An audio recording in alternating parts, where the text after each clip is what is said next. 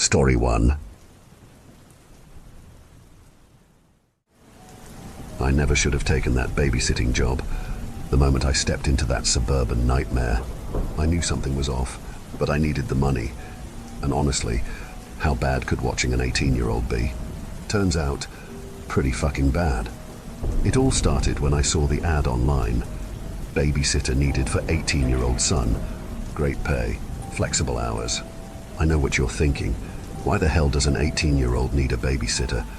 That's exactly what I asked Mrs. Dalvan when I showed up for the interview. Oh, Roberts.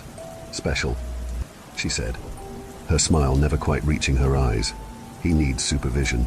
Someone to make sure he takes his medication, doesn't leave the house, that sort of thing. I nodded, trying not to let my confusion show. The pay was incredible, way more than I'd ever made babysitting before. And as a broke college student, I couldn't afford to be picky. There's just one more thing, Mr. Dalvan added, his deep voice startling me. I hadn't even noticed him enter the room. The last few babysitters, well, they didn't work out. Left rather abruptly, I'm afraid, but I'm sure that won't be a problem with you, will it, Adriana? Something in his tone made me want to run, but I pushed the feeling aside. Of course not. Sir, I'm very reliable. And that's how I found myself alone in the Dalvan house on a Friday night, wondering what the hell I'd gotten myself into. The house itself was normal enough, a typical suburban two-story with a manicured lawn and a white picket fence. But something about it felt off. Maybe it was the way the floorboards creaked even when no one was walking on them, or how the air felt thick and heavy, like the house was holding its breath. Robert was in his room when I arrived. Mrs. Dalvan introduced us briefly before she and her husband left for their date night. Remember, Adriana, she said, her hand gripping my arm just a little too tightly. Robert doesn't leave his room after 8 p.m., and whatever you do, don't go into the basement. I laughed nervously. Why? You got a monster down there or something? Neither of them smiled. Mr. Dalvan just said, the basement door stays locked, for everyone's safety. And with that cheerful goodbye, they were gone, leaving me alone with Robert and a house full of secrets. For the first few hours, everything was fine. Robert stayed in his room, only emerging once to grab a snack. He barely spoke 2 words to me, just nodded and disappeared back upstairs. It wasn't until around 10 p.m. that things started to get weird. I was sitting on the couch, scrolling through my phone, when I heard it, a soft thump, like something heavy hitting the floor, then another, and another. It was coming from the basement. My heart started racing. I told myself it was just the house settling, or maybe a raccoon had gotten in somehow. But deep down, I knew that wasn't it. I tried to ignore it. I really did. But the thumps kept coming, growing louder and more insistent. And then I heard something else, a voice, muffled but unmistakable, calling out for help. Fuck. I knew I shouldn't go down there. Every horror movie I'd ever seen was screaming at me to get the hell out of that house. But what if someone was hurt? What if the Dalvans had been in an accident and somehow ended up trapped in their own basement? I grabbed a heavy flashlight from the kitchen drawer and made my way to the basement door. My hands were shaking so bad I could barely get the key in the lock. The door swung open with a creak that seemed to echo through the entire house. I flicked on my flashlight and peered down the stairs. Nothing but darkness. Hello, I called out, my voice trembling. Is anyone down there? No response, just more thumping. Taking a deep breath, I started down the stairs. Each step creaked and groaned under my weight, and I swear I could feel eyes on me, watching from the darkness. When I reached the bottom, I swept my flashlight around the room. It looked like a normal basement at first. Washing machine, dryer, some old boxes piled in corners, but then my light fell on something that made my blood run cold. A door that shouldn't be there, hidden behind a stack of boxes. As I approached it, the thumping grew louder. It was definitely coming from behind that door. I hesitated, my hand on the doorknob. Every instinct was screaming at me to turn back, to run out of the house and never look back. But I couldn't shake the feeling that someone needed help. I tried to turn the knob, but it was locked, panic rising in my throat. I pressed my ear against the wood. That's when I heard it. A soft whisper, barely audible help. My flashlight beam caught something, a thin crack between the door and the frame.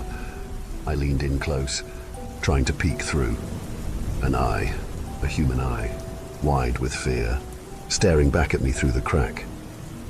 I stumbled backward, my heart pounding so hard I thought it might burst out of my chest. What the fuck was going on in this house? I was about to try breaking down the door when I heard footsteps upstairs. Robert, or Mr. Dalvan, or whoever the hell was really living in this house. In that moment, survival instinct kicked in. I knew I couldn't let them know I'd discovered whatever sick secret they were hiding down here, not if I wanted to make it out alive. I raced back up the stairs as quietly as I could, locking the basement door behind me. I had just settled back onto the couch, trying to control my breathing, when Robert appeared at the top of the stairs. "Everything okay down here?" he asked, his voice eerily calm. I forced a smile. "Yeah, all good. Just watching some TV." He nodded, his eyes boring into me like he could see right through my lie. Then he turned and went back to his room. As soon as he was gone, I let out a shaky breath. I knew I should run, should call the police, should do anything but stay in this house of horrors. But the image of that eye, pleading for help, was burned into my mind. And the reality of my situation hit me hard. I was broke, desperate. I needed this job, at least for a few more nights until I could figure out what to do. So I made a decision that would haunt me for the rest of my life. I decided to stay, to pretend I hadn't seen anything, to come back tomorrow night, and the night after that, until I could find a way to help whoever was trapped in that basement. Little did I know, I was walking right into a nightmare that was far worse than anything I could have imagined. I didn't sleep that night. How could I? Every time I closed my eyes, I saw that terrified eye staring back at me through the crack in the basement door. But I had to go back. I needed the money, and I couldn't shake the feeling that someone down there needed my help. The next night, I arrived at the Dalvan house with a pit in my stomach. Mrs. Dalvan greeted me with that same plastic smile. "Oh, Adriana, we're so glad you came back," she said, her voice sickly sweet. "So many babysitters find Robert challenging." I forced a smile. "No problems here, Mrs. Dalvan. Robert's a breeze." As soon as they left, I started planning. I needed to find a way into that basement room, but I couldn't risk getting caught. I spent the first few hours pretending everything was normal, checking on Robert periodically and watching TV with the volume up to mask any sounds I might make. Around midnight, I heard Robert's door close, taking a deep breath. I grabbed my phone and the flashlight I'd brought from home. This time, I was prepared. The basement was just as creepy as I remembered. My heart pounded as I approached the hidden door, praying it would somehow be unlocked this time. No such luck. I pressed my ear against the wood. "Hello?" I whispered. "Is anyone there?" For a long moment, there was nothing. Then, so faint I almost missed it. "Please, help us." Us. There was more than one person down there. I fumbled with my phone, pulling up the lock-picking video I'd watched earlier. It looked so easy online, but my hands were shaking so bad I could barely hold the bobby pin steady. After what felt like hours, but was probably only minutes, I heard a soft click. The door creaked open, and the smell hit me like a punch to the gut. Sweat, blood, and something worse. My flashlight beam cut through the darkness, revealing a nightmare. The room was small, maybe 10 by 10 feet, and it was full of people. Young women, mostly, crammed together like sardines. Some were barely conscious. Others stared at me with wide, terrified eyes. "Oh my God," I breathed. "What the fuck is this?" One of the girls, her face gaunt and her eyes sunken, spoke up. "You're the new babysitter, aren't you?" Her voice was hoarse, like she hadn't used it in a long time. They always bring in a new one when they take one of us. The implications of her words made me want to vomit. I don't understand. Who are you? What is this place? "We're the other babysitters," another girl said. "The ones who left abruptly." My mind was reeling. This couldn't be happening. This kind of thing didn't happen in real life, in normal suburbs with white picket fences. "We have to get you out of here," I said, my voice shaking. "I'll call the police." "We'll..." "No." Several of them shouted at once, then immediately hushed, glancing fearfully at the ceiling. "You can't," the first girl said. "They'll know. They always know. And then you'll end up down here with us. And the next babysitter will come, and the cycle will continue." "But..." A noise from upstairs cut me off. Footsteps.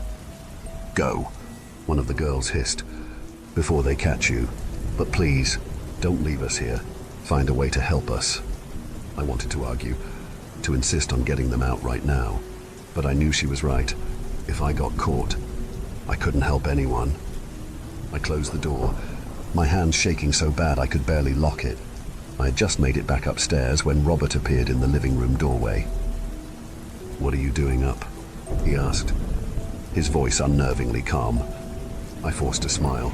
"Just getting a glass of water. Thought I heard a noise, but it was nothing."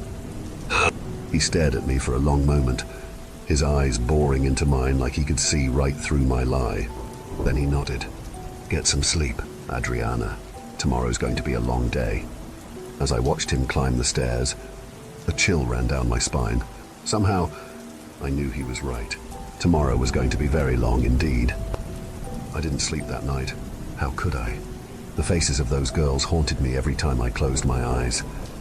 I spent the night researching, trying to find any information about missing persons in the area, about the Dalvans, about anything that could help me make sense of this nightmare.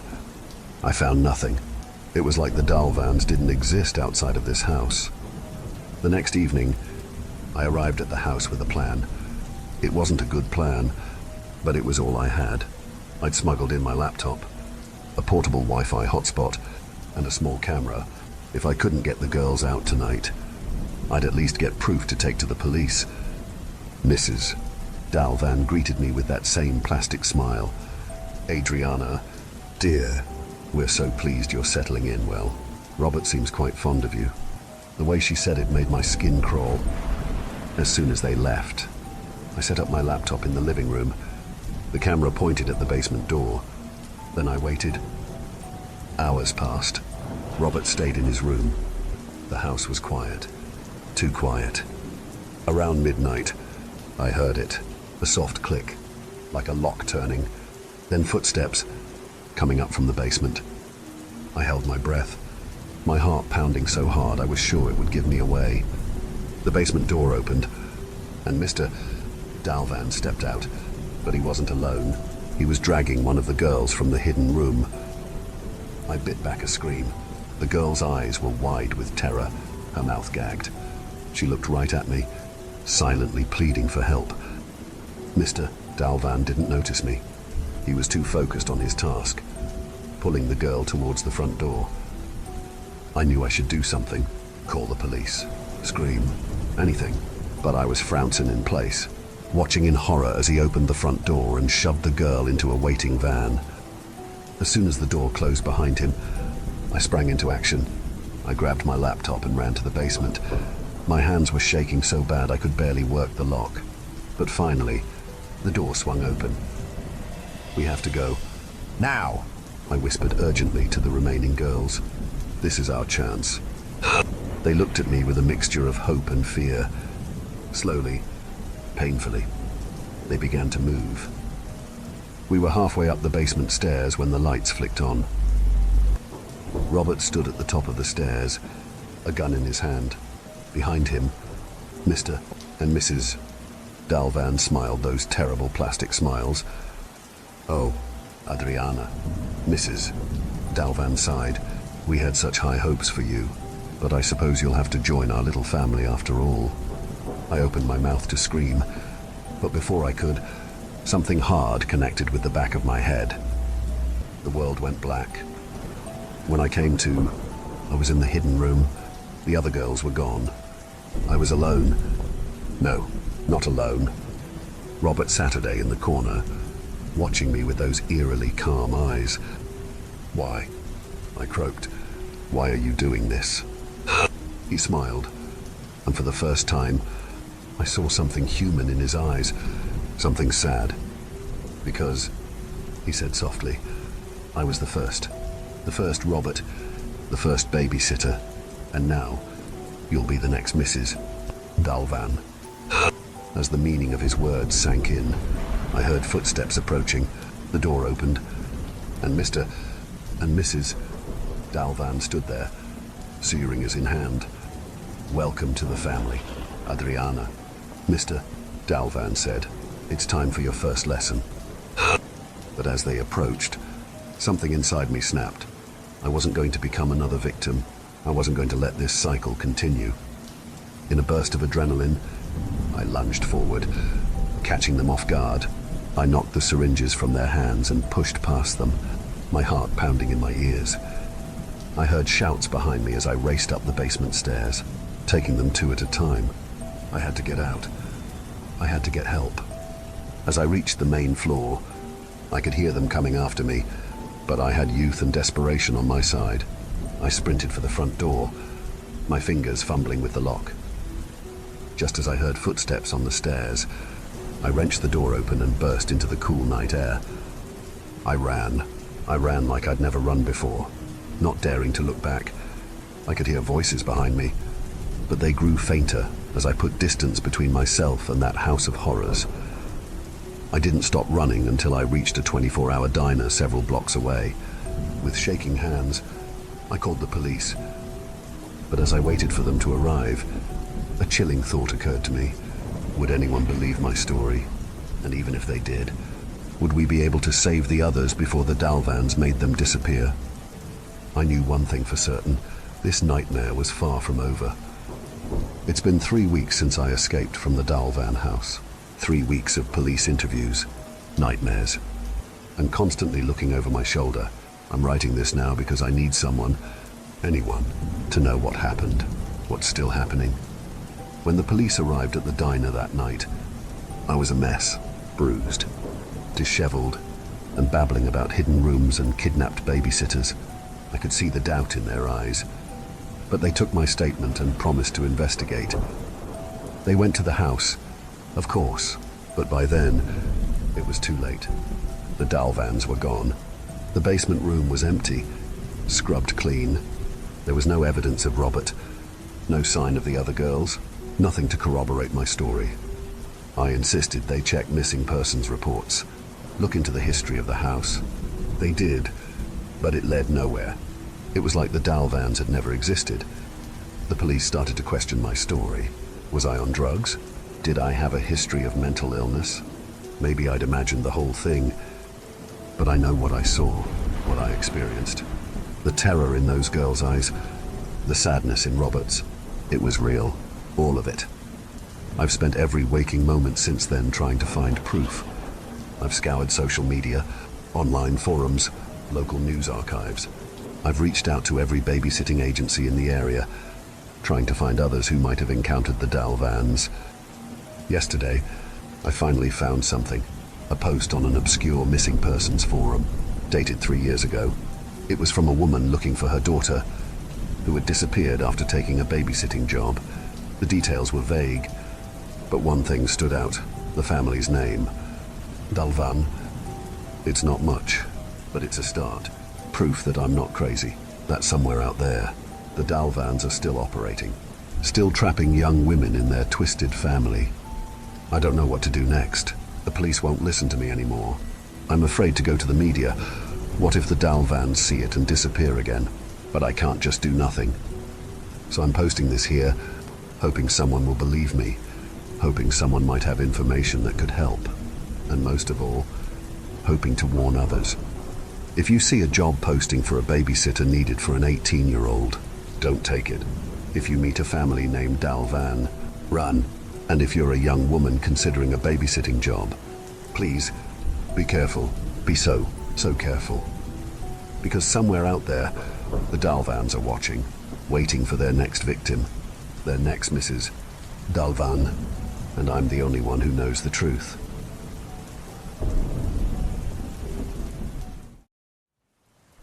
Story 2.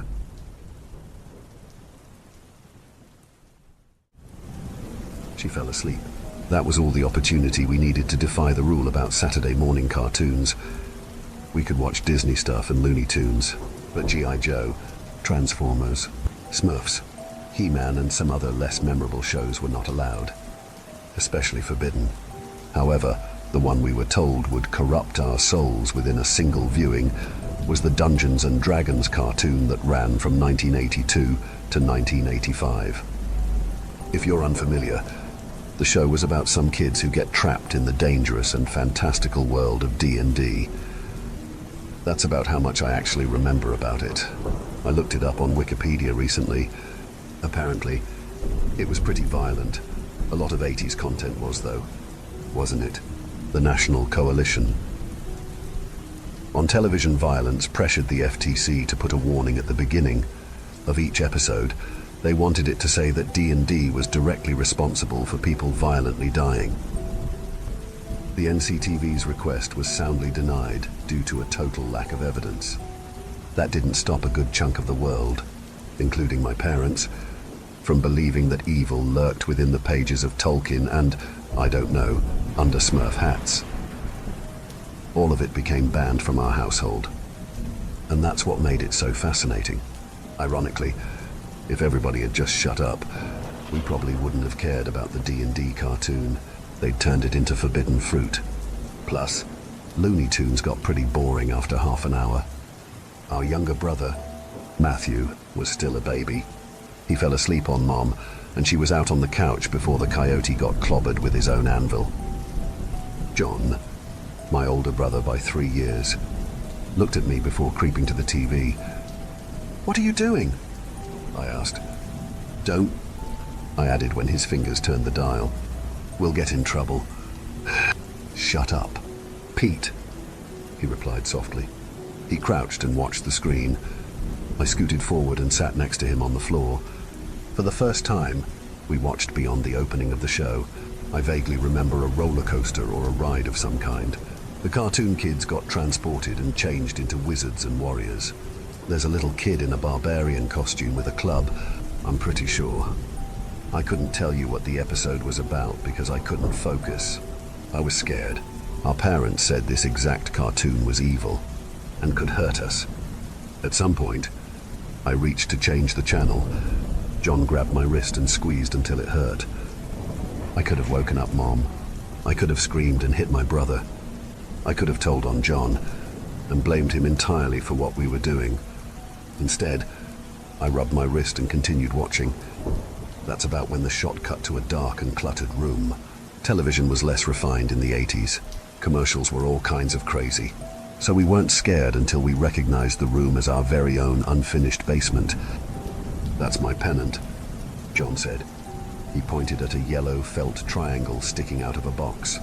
The one I'd thrown up on last Christmas. Dad had kept it with some idea of restoring the accolade. We all knew it would rot down there. We joked about it. I didn't understand. Why is it on TV? John looked afraid. He didn't understand either. "I don't..." A man walked into the shot, his back to the camera. He was tall and had on a dress shirt with the sleeves rolled up. His hair was wavy and blonde like those from Dukes of Hazzard. He seemed to be looking for something, but not very hard. Faster than expected. He spun and his face was close to the camera. Both John and I flinched and reached for each other. "Who do we have here?" He breathed into what sounded like a microphone, touching his mustached lips.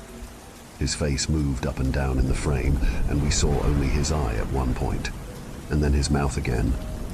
John's eyes darted back and forth from the TV to our basement door. I was shaking so hard. The man grasped the camera, the sides of our screen, and stepped back so we could see his entire face. He looked like an actor with a practiced smile. For the rest of my days, I will never forget that face for its incongruity. The genuine mirth in the curvature of his lips were in stark contrast to his soulless blue eyes. A familiar creak came from the last basement stair. John covered my mouth as I began to yelp.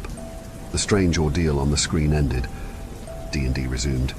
Stunned, we watched for a few more seconds before John turned the dial back to Looney Tunes. He crossed his lips for me to be quiet and crept over to the basement door. I shook my head. No, John, no, I rasped. He ignored me as he disappeared into the kitchen and returned with a steak knife. With a trembling hand, he opened the basement door, lifting the handle to stop the hinges from whining. Then that 9-year-old boy went down the steps, intent on defending his family as the man of the house. Our dad worked every day but Sunday. The minute or so of total silence felt excruciatingly long, yet John returned without ceremony. He put the knife away and came back to the living room. What happened? I asked him. He shook his head. Nothing. There's nobody down there. Must be some weird prank. But that was our basement. I counted. He shrugged. Nah. I mean, maybe, I guess. But probably not. A lot of basements look the same. Pete. Mom started to wake up. But the pennant, I said. He ignored me. The rest of the day went by like any other Saturday. We played outside with the neighborhood kids. John and I didn't talk about the weird commercial. We certainly didn't mention defying the ban on popular cartoons. But I felt bad. Worse, I felt damned, like I was for sure going to hell when I died. For weeks, I prayed for forgiveness and became more anxious about dying. Fuck, I was 6 years old. The feeling never really went away, but I could sleep and play. I suppose the fear relented as the memory of the ordeal faded. I only know this to be true, however, because the terror came right back the night we found John sleepwalking. We shared a bunk bed. He always let me pick the top or bottom as I preferred. Those days I chose the top. Made me feel a little safer, knowing my older brother was between me and whatever monsters might be trying to get in. I never suspected him of being the monster. I recoiled into a ball when a face in our darkened bedroom appeared above the rail of my bunk. It was John, of course, but his eyes were nearly shut and he was muttering gibberish. He left our bedroom and turned on the hallway light before heading downstairs. Both Mom and Dad were in their doorway by the time I got there. It had been really difficult to get out of bed. John's strange behavior I immediately connected to our transgression. If that sounds ridiculous, I can assure you the events that followed only assured me of it. What's going on, Pete? Dad asked. Gently. I think he knew I was afraid. John's acting funny, I said. He went downstairs.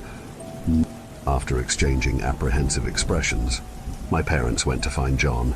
They didn't know I followed closely behind them, or that I felt very scared. This had everything to do with D&D and the man with the mustache on the commercial. We found John sitting on the floor, his nose close to the black TV screen. None of the lights were on. Shadows filled his eye sockets. I clutched the belt of Mom's housecoat. She nearly leapt out of her skin and gave me a stern look before pulling me under her arm. John, my dad asked. My brother slowly turned his head. His eyes were shut. The man with the mustache on the commercial, he droned before lifting his hand to point at the basement door. Almost at the same moment, a high-pitched scream came from below. Neither male nor female. That level of anguish is genderless. My dad put himself between us and the basement door. John's eyes snapped open. Mom pulled him close and kept me firmly entwined in her left arm. Dad went to the kitchen for his weapon of choice, the trusty black slugger behind the fridge. He had its twin upstairs beside his bed. Go upstairs. Bring Matthew to our room. Stay together. Lock the door. I'll call the police. Mom pulled us so fast. It felt like I flew. Matthew stayed asleep and fed while John and I stood guard inside with her. As the oldest, it was John's right to claim the bat. If he fell, however, it was my responsibility to take it up and avenge him. It didn't seem too long before Dad knocked at the door. It's me. Open up. Everything's fine. John nodded for me to open the door. Dad could be under threat, so I would open it, and John would leap to his rescue if it were required. Fortunately, it was not. Yet, we could see Dad's fear as plainly as the sweat on his skin. His smile took effort. Nothing in the basement. Did the police come? Mom asked.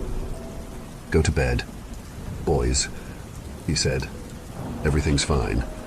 It was nothing. Neither of us believed him. We'd all heard that scream. But we obediently went to our bunks with no intention of sleeping. Our house was so small. Nothing spoken remained a secret. I don't think my parents know how loud they really are. I'll strip the extraneous from their overheard conversation. The key takeaway came from Dad. I didn't call the police. Why? Because we need a priest. He said priest, but he meant pastor. Pentecostals don't have priests, just pastors in regular clothes. The next evening we were sent to our rooms after supper. We didn't argue. We knew the guest coming was a pastor from the church. Not the senior pastor, but the other guy. A junior, I guess. With the sun still up, and our nerves about to exit our flesh, John and I listened for the pastor's arrival. Our parents admitted him, offered him coffee, which he politely declined, and led him to the basement. I recognized every noise in every stair. They must have been down there for less than a minute before we heard a rush of footsteps to the kitchen. I'm afraid, the pastor said, his voice shaky. This is quite serious. Do you think it's... Do not name it, the pastor warned. He laughed nervously after. Sorry, I need to call Pastor Shepherd. I know they sent me, but I have to tell you, this is, my first time. And, he trailed off incoherently, as though Shepherd really was the senior pastor's name. I didn't change it.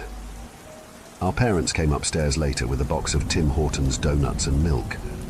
It wasn't a bribe, but it certainly didn't hurt their chances of us following their instructions.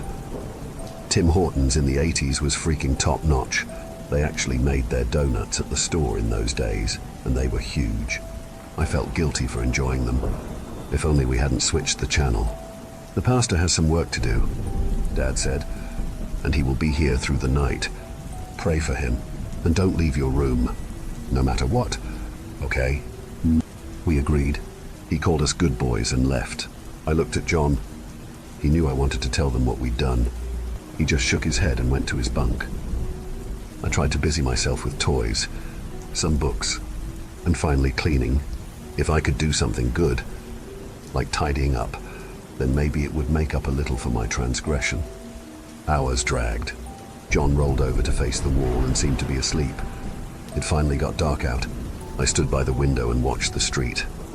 I'm not sure how long before I heard the front door of our house open. The pastor strode quickly through the streetlight, his hands jammed into his coat pockets. He quickly walked out of sight along the sidewalk, looking back once as if to check for someone following. His departure made me afraid. The hurried exit looked a lot like retreat.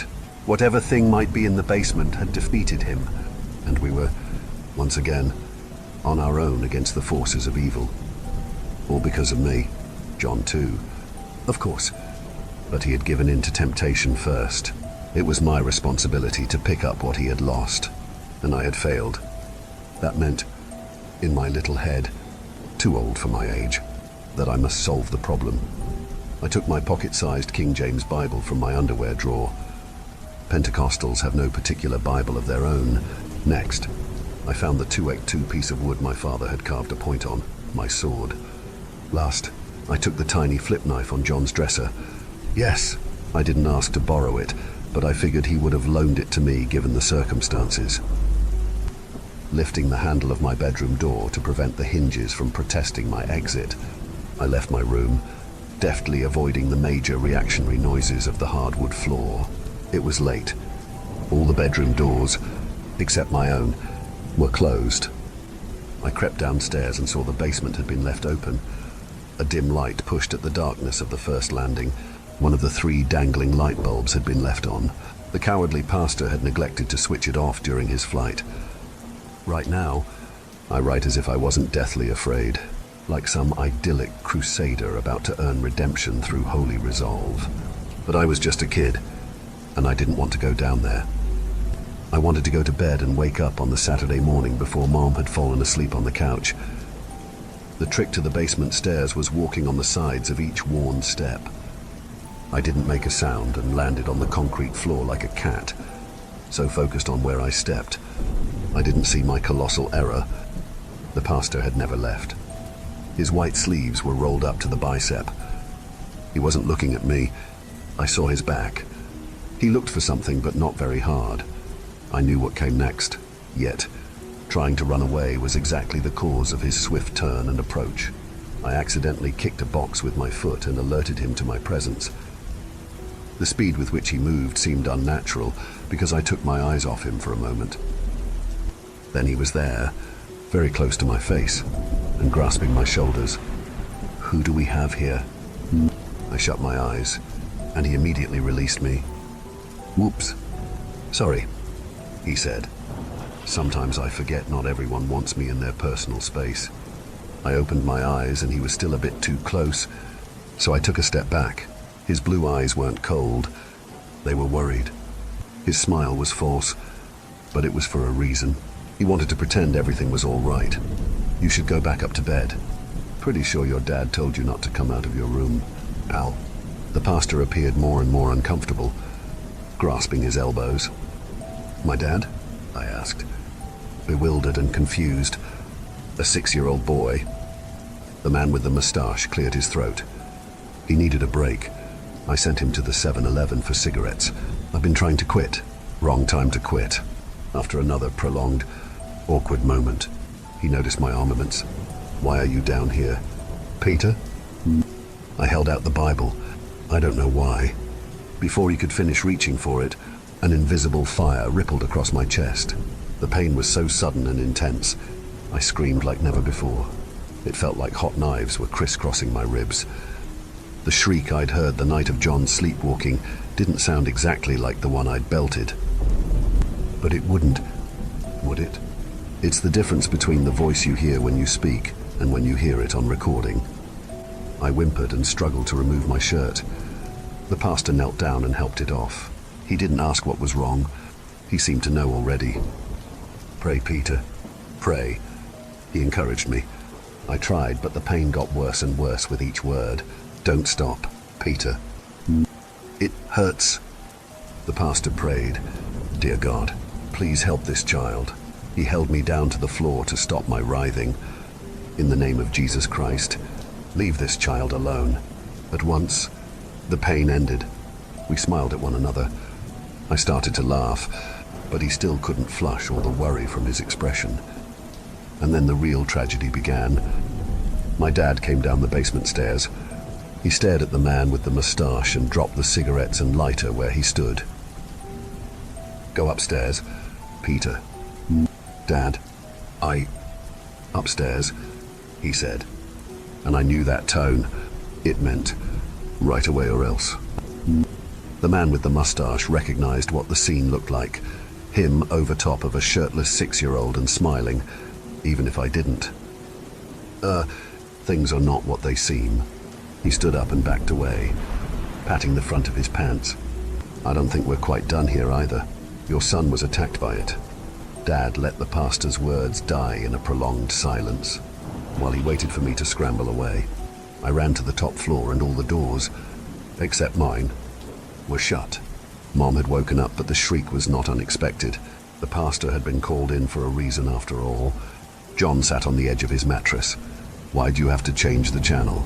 I wailed. John just apologized and knew why he should. He shouldn't have done it. I shouldn't have let him. Our thoughts never strayed from the cartoon failure. The man with the mustache nearly died from the beating he took. Dad intended to kill him. Mom sensed something wrong aside from the suspected infernal presence. She interrupted the attempted murder, but not before the pastor was toothless and disfigured. I guess Dad's anger lessened enough for his brain to understand he couldn't go to jail. My parents put the pastor into the car and took him to the hospital. He apparently regained consciousness and didn't contradict my dad when he lied about a car accident. Mom and Dad didn't stay to see what happened next. The man survived. No charges or questions followed. We stopped going to church. No cartoons, henceforth, were forbidden. I didn't understand. I was happy. I didn't know until much later. But I don't want to digress from my family just yet and what ensued after that night. The months and years progressed and John and I grew apart. He developed an interest in our old, dusty basement and started hanging out down there a lot. "Want to see a ghost?" he asked me once. I never wanted to go down there again. Unexplained burning knives is a pain you don't forget. So John went alone, eventually moving his bed and dresser down there when he turned 13. No, the basement never got finished, but he made it somewhat more comfortable with a carpet he'd found on the side of the road and a TV. He played violent video games and listened to heavy metal. Terrible music, Mom said with a shrug. Just a phase, Dad said. They'd been so thoroughly gutted of their faith. John didn't like me or any of his siblings anymore. He chased us away whenever we asked to play his Super Nintendo. I saw the drugs once when I snuck in. I think I was 14, before I could run away and tell our parents. He caught me and twisted my arm until I agreed not to say anything. "It's just weed," he said. But there were needles. Yet again, I didn't understand. A 14-year-old's drug knowledge should be limited. John died of an overdose shortly after being kicked out of the house. He was 25 and never graduated high school or had a job for long. No friends, girlfriends, or acquaintances attended his funeral because he'd made no strong relationships throughout his short life. And the saddest part, for me, was that nobody cried at his funeral. John had become so unlike his childhood self. So troubled, so violent. I think Mom and Dad and everyone were relieved he was gone for good this time. From that relief came extreme levels of guilt for my parents. Mom went to church again, but Dad refused. They fought over it. Combined with the tragedy of their eldest son, they soon split up. It was all so much to process. I just didn't for the longest time. What may seem like an obvious chain of causation to the day Mom fell asleep on, the couch didn't occur to me until I saw him again. What was left of him, that is. The man with the moustache on the commercial, in our house, doing his best to help 6-year-old me, is confined to a wheelchair. He can't move it on his own. His attendant pushed him to the edge of an apple bin at the grocery store and whispered softly, "These ones today, Pastor, mash up real good. Use the blender." It was a one-sided conversation. He stared at nothing, but I could never forget those blue eyes. All because we'd watched the wrong cartoon and something bad had given us a glimpse of the future. Story 3.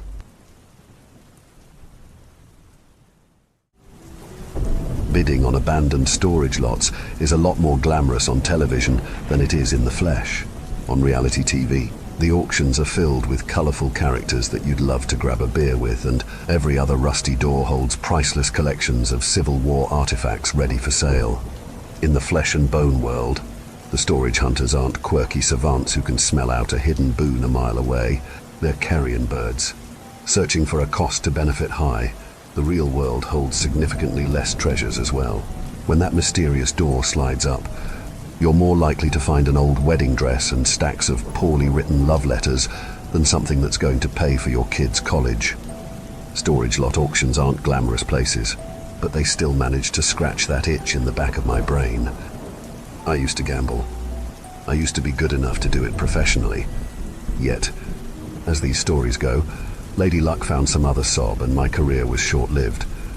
When the bills came tumbling down, I promised my wife, under threat of divorce, that I would never touch cards again. That promise I have kept. When she found out I was betting on a different kind of sport, she was furious. Her finding out, however, coincided with me bringing back home a dusty lawnmower that worked without a hitch. That tempered her anger somewhat. When I returned a month later with a vintage Lego collection that fetched a nice enough price to warrant a vacation, her displeasure diluted into compromise. We made rules. I had a $300 budget for my hobby, and at the end of each month, I would have to walk her through what I found and how much it fetched. It felt emasculating to run everything by my wife, but she knows better than anyone that I need rules to not slide off to a dark place. For months, our rules have kept me from selling out our future again. For months, I have obeyed and kept on the straight and narrow and stifled my inner demons to keep my marriage afloat. Yet, old habits die hard. At my latest auction, I let myself get drunk off of the high of the chase. I broke our rules and have grown to deeply regret it. The start of the evening was far from interesting. In fact, it might have possibly been the most unimpressive showing I have seen at all my auctions. From the 10 or so lots that were shown, each had the makings of sentimental heaps rather than collector's items. I bid once or twice, but I never pressed my claim. My gut kept telling me that there might be something more worthwhile waiting for me deeper into the storage facility. In a way, in a very misguided way, my instincts were correct. The additional locks caught my attention. Along with the usual storage chain, there were 2 other heaps of metal attached to the door of the storage lot. The auctioneer informed us that the facility didn't have the keys to the other 2 locks, but that a bolt cutter would be provided free of charge to the highest bidder. The 2 extra locks piqued my interest, yet it was the man in the drab suit that cemented my need to own whatever was hidden in the storage lot. Heavy, rushed footsteps preceded him. The sound was so distinct in the tight concrete halls that the bidding was paused until the latecomer arrived. He must have been in his late 60s, or perhaps he simply treated his body very poorly. Both his grey pants and plaid jacket were a couple sizes too big for him, and he spoke in a thick Eastern European accent. It was obvious that the man wasn't from around here. It was also obvious he was not interested in bidding. As if the rest of the storage hunters were invisible, the man approached the auctioneer and spoke to him in raspy, quiet words. The auctioneer was wholly uninterested in whatever the old man had to say, but his temper calmed when the old man produced 2 keys that fit the locks.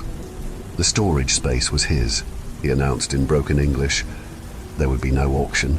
The auctioneer's face quickly hardened. The old man did, in fact, have the keys to the 2 additional locks, yet the facility locks were still left without a key. Without any proof of ownership, the auction would continue as planned. The strange man seemed to struggle with this idea. He kept repeating how the storage unit belonged to his colleague and how he was the next in line to own it. It wasn't until the bidding started that he gave up on arguing. The initial bid was $50. The crowd was happy to raise. In 10s and 20s, the price accumulated, and the old man watched in despair. When the price had climbed up to $150, with utter discomfort, the man in the drab suit yelled $300. This momentarily quieted down the bidding. The additional locks had piqued my interest. The presence of the strange foreigner raised it further. It wasn't until I heard the desperation in his voice that accompanied the $300 bid that I truly had skin in the game, though. Trying not to think about my wife's face, I offered up $350. The old man's face grew twice as weary. Instead of offering up another bid, he started to argue with the auctioneer in panicked whispers.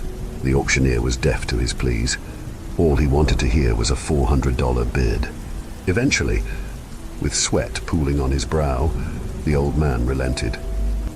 He bid $400. I immediately bid $450. The old man didn't bother negotiating with the auctioneer anymore. Now, he was speaking directly to me. He insisted that he was the rightful owner of the storage space. It belonged to a research partner of his from many years ago. That's why he had the keys to the 2 additional locks. He demanded that I stop bidding and leave him to take what is rightfully his. The old man smelled overwhelmingly of sweat and cheap cologne. His breath was of coffee and cigarettes and the slightest hint of sickness. It wasn't pleasant to hear him beg, but I was far too interested in what was hiding behind those metal doors. In broken English, the man tried to change my mind.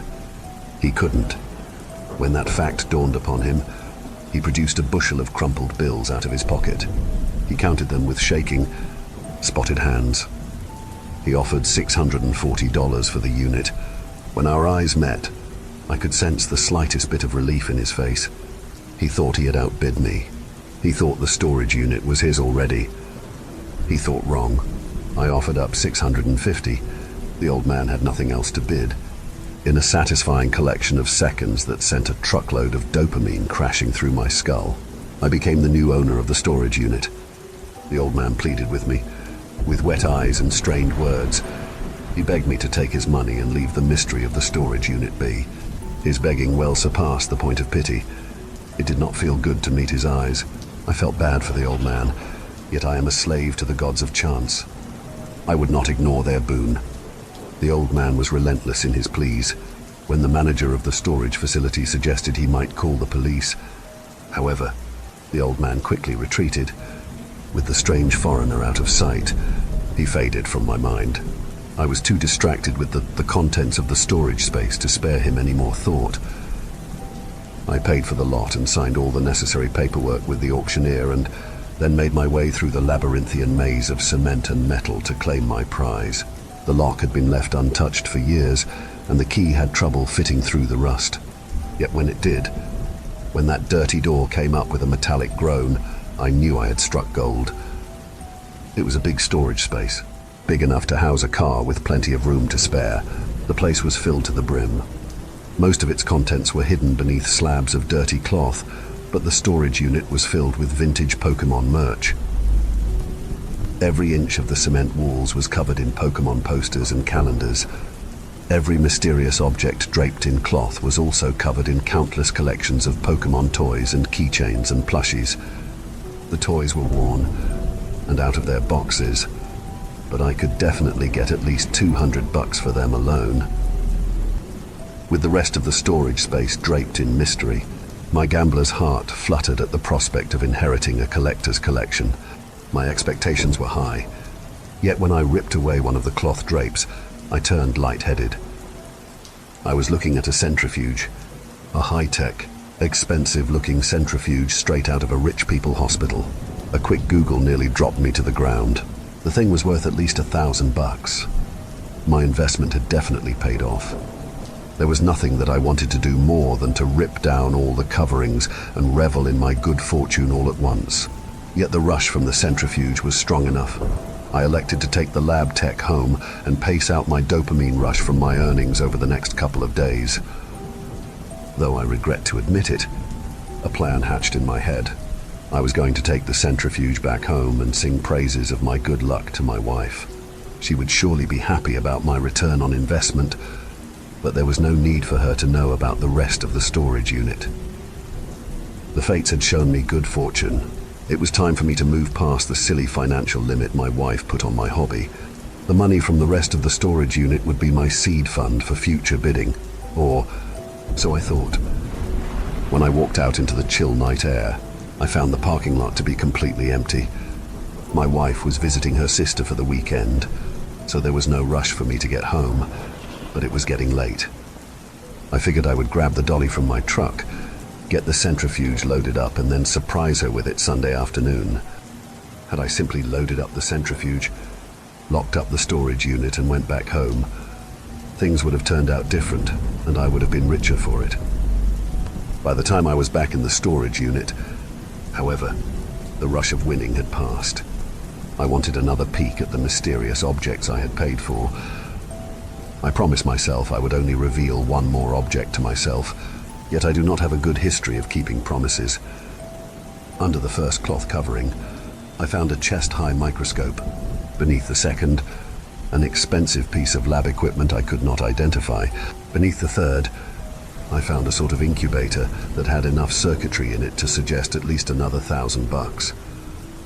Had I turned back home then, had I even a shred of self-control, I would have gone home a wealthy man. Yet, I am a slave to the rush, and the 3 previous finds had whet my appetite. Expecting another burst of dopamine, I ripped off the 4th cloth covering. I let out a shriek. As the dirty fabric gathered around my feet, all I could do was stare. I didn't understand what I was looking at, but somewhere deep inside of my chest, I knew I was witness to something patently against the laws of nature. The creature was suspended in a liquid-filled vat. It had 6 legs, a strange vine-like growth stemming from its back and vaguely, very vaguely, resembled a cat. The thing was presumably dead, yet it was no less terrifying for it. Suddenly, the thought of being alone at the storage facility started to bother me. In an effort to distract myself with more expensive laboratory equipment, I tore down another cloth covering. Instead of priceless scientific instruments, I found a similar vat. I steadied myself enough to not scream, but I was no less terrified. The creature that floated in this one resembled a bear, yet it was no bigger than a raccoon, even in its small size. The floating beast terrified me. Its open maw was filled with a menagerie of misshapen, sharp teeth which looked like they could bite through steel. There was a thick web of skin stemming from the creature's paws, suggesting it once took flight. The beast was undoubtedly not the work of nature. The contents of the storage lot brought forth suggestions of dark science and terrible experiments. The dolly with the centrifuge was right next to me.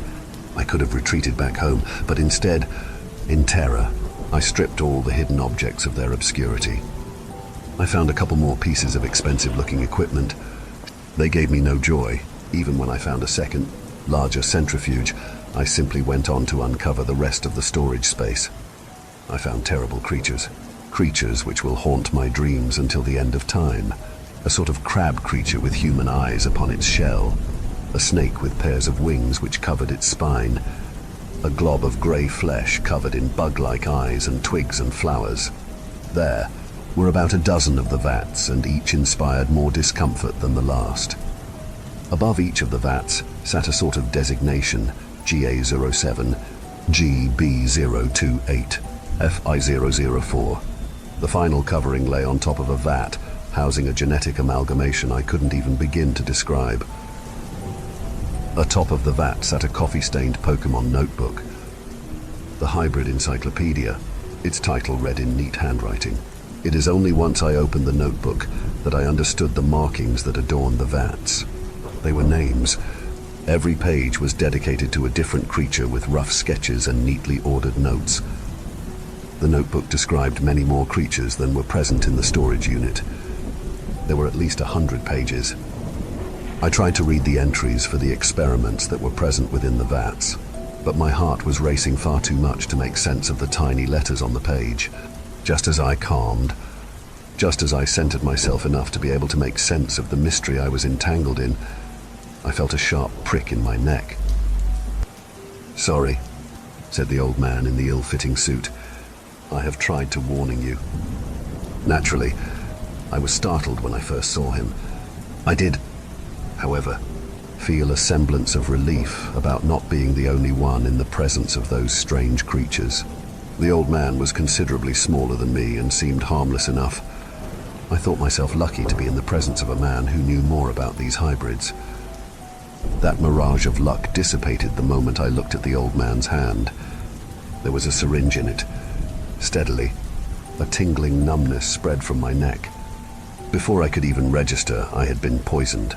I was crashing to the floor. With a great grunt of effort, the old man caught me and lowered me to the cold ground. Even though he had just stuck a syringe in my neck, his eyes were apologetic to the point of wetness. "This storage unit belonged to Crazy Man, Professor Willow. He is obsessed. I am sorry," the old man said, squatting down next to me. "I am sorry, but this storage is important. Willow must be ended. His early research is important. I am sorry." By then, the numbness had spread out all throughout my body, yet my neck continued to throb with renewed tingly beats. With each pulse, my vision grew foggy and the world beyond echoed with distance. I could register the old man depositing the syringe in his ill-fitting jacket and then fishing around for something else. Before his hand emerged again, he was nothing but a vague blur. "It is poison, but it does not kill. I am sorry.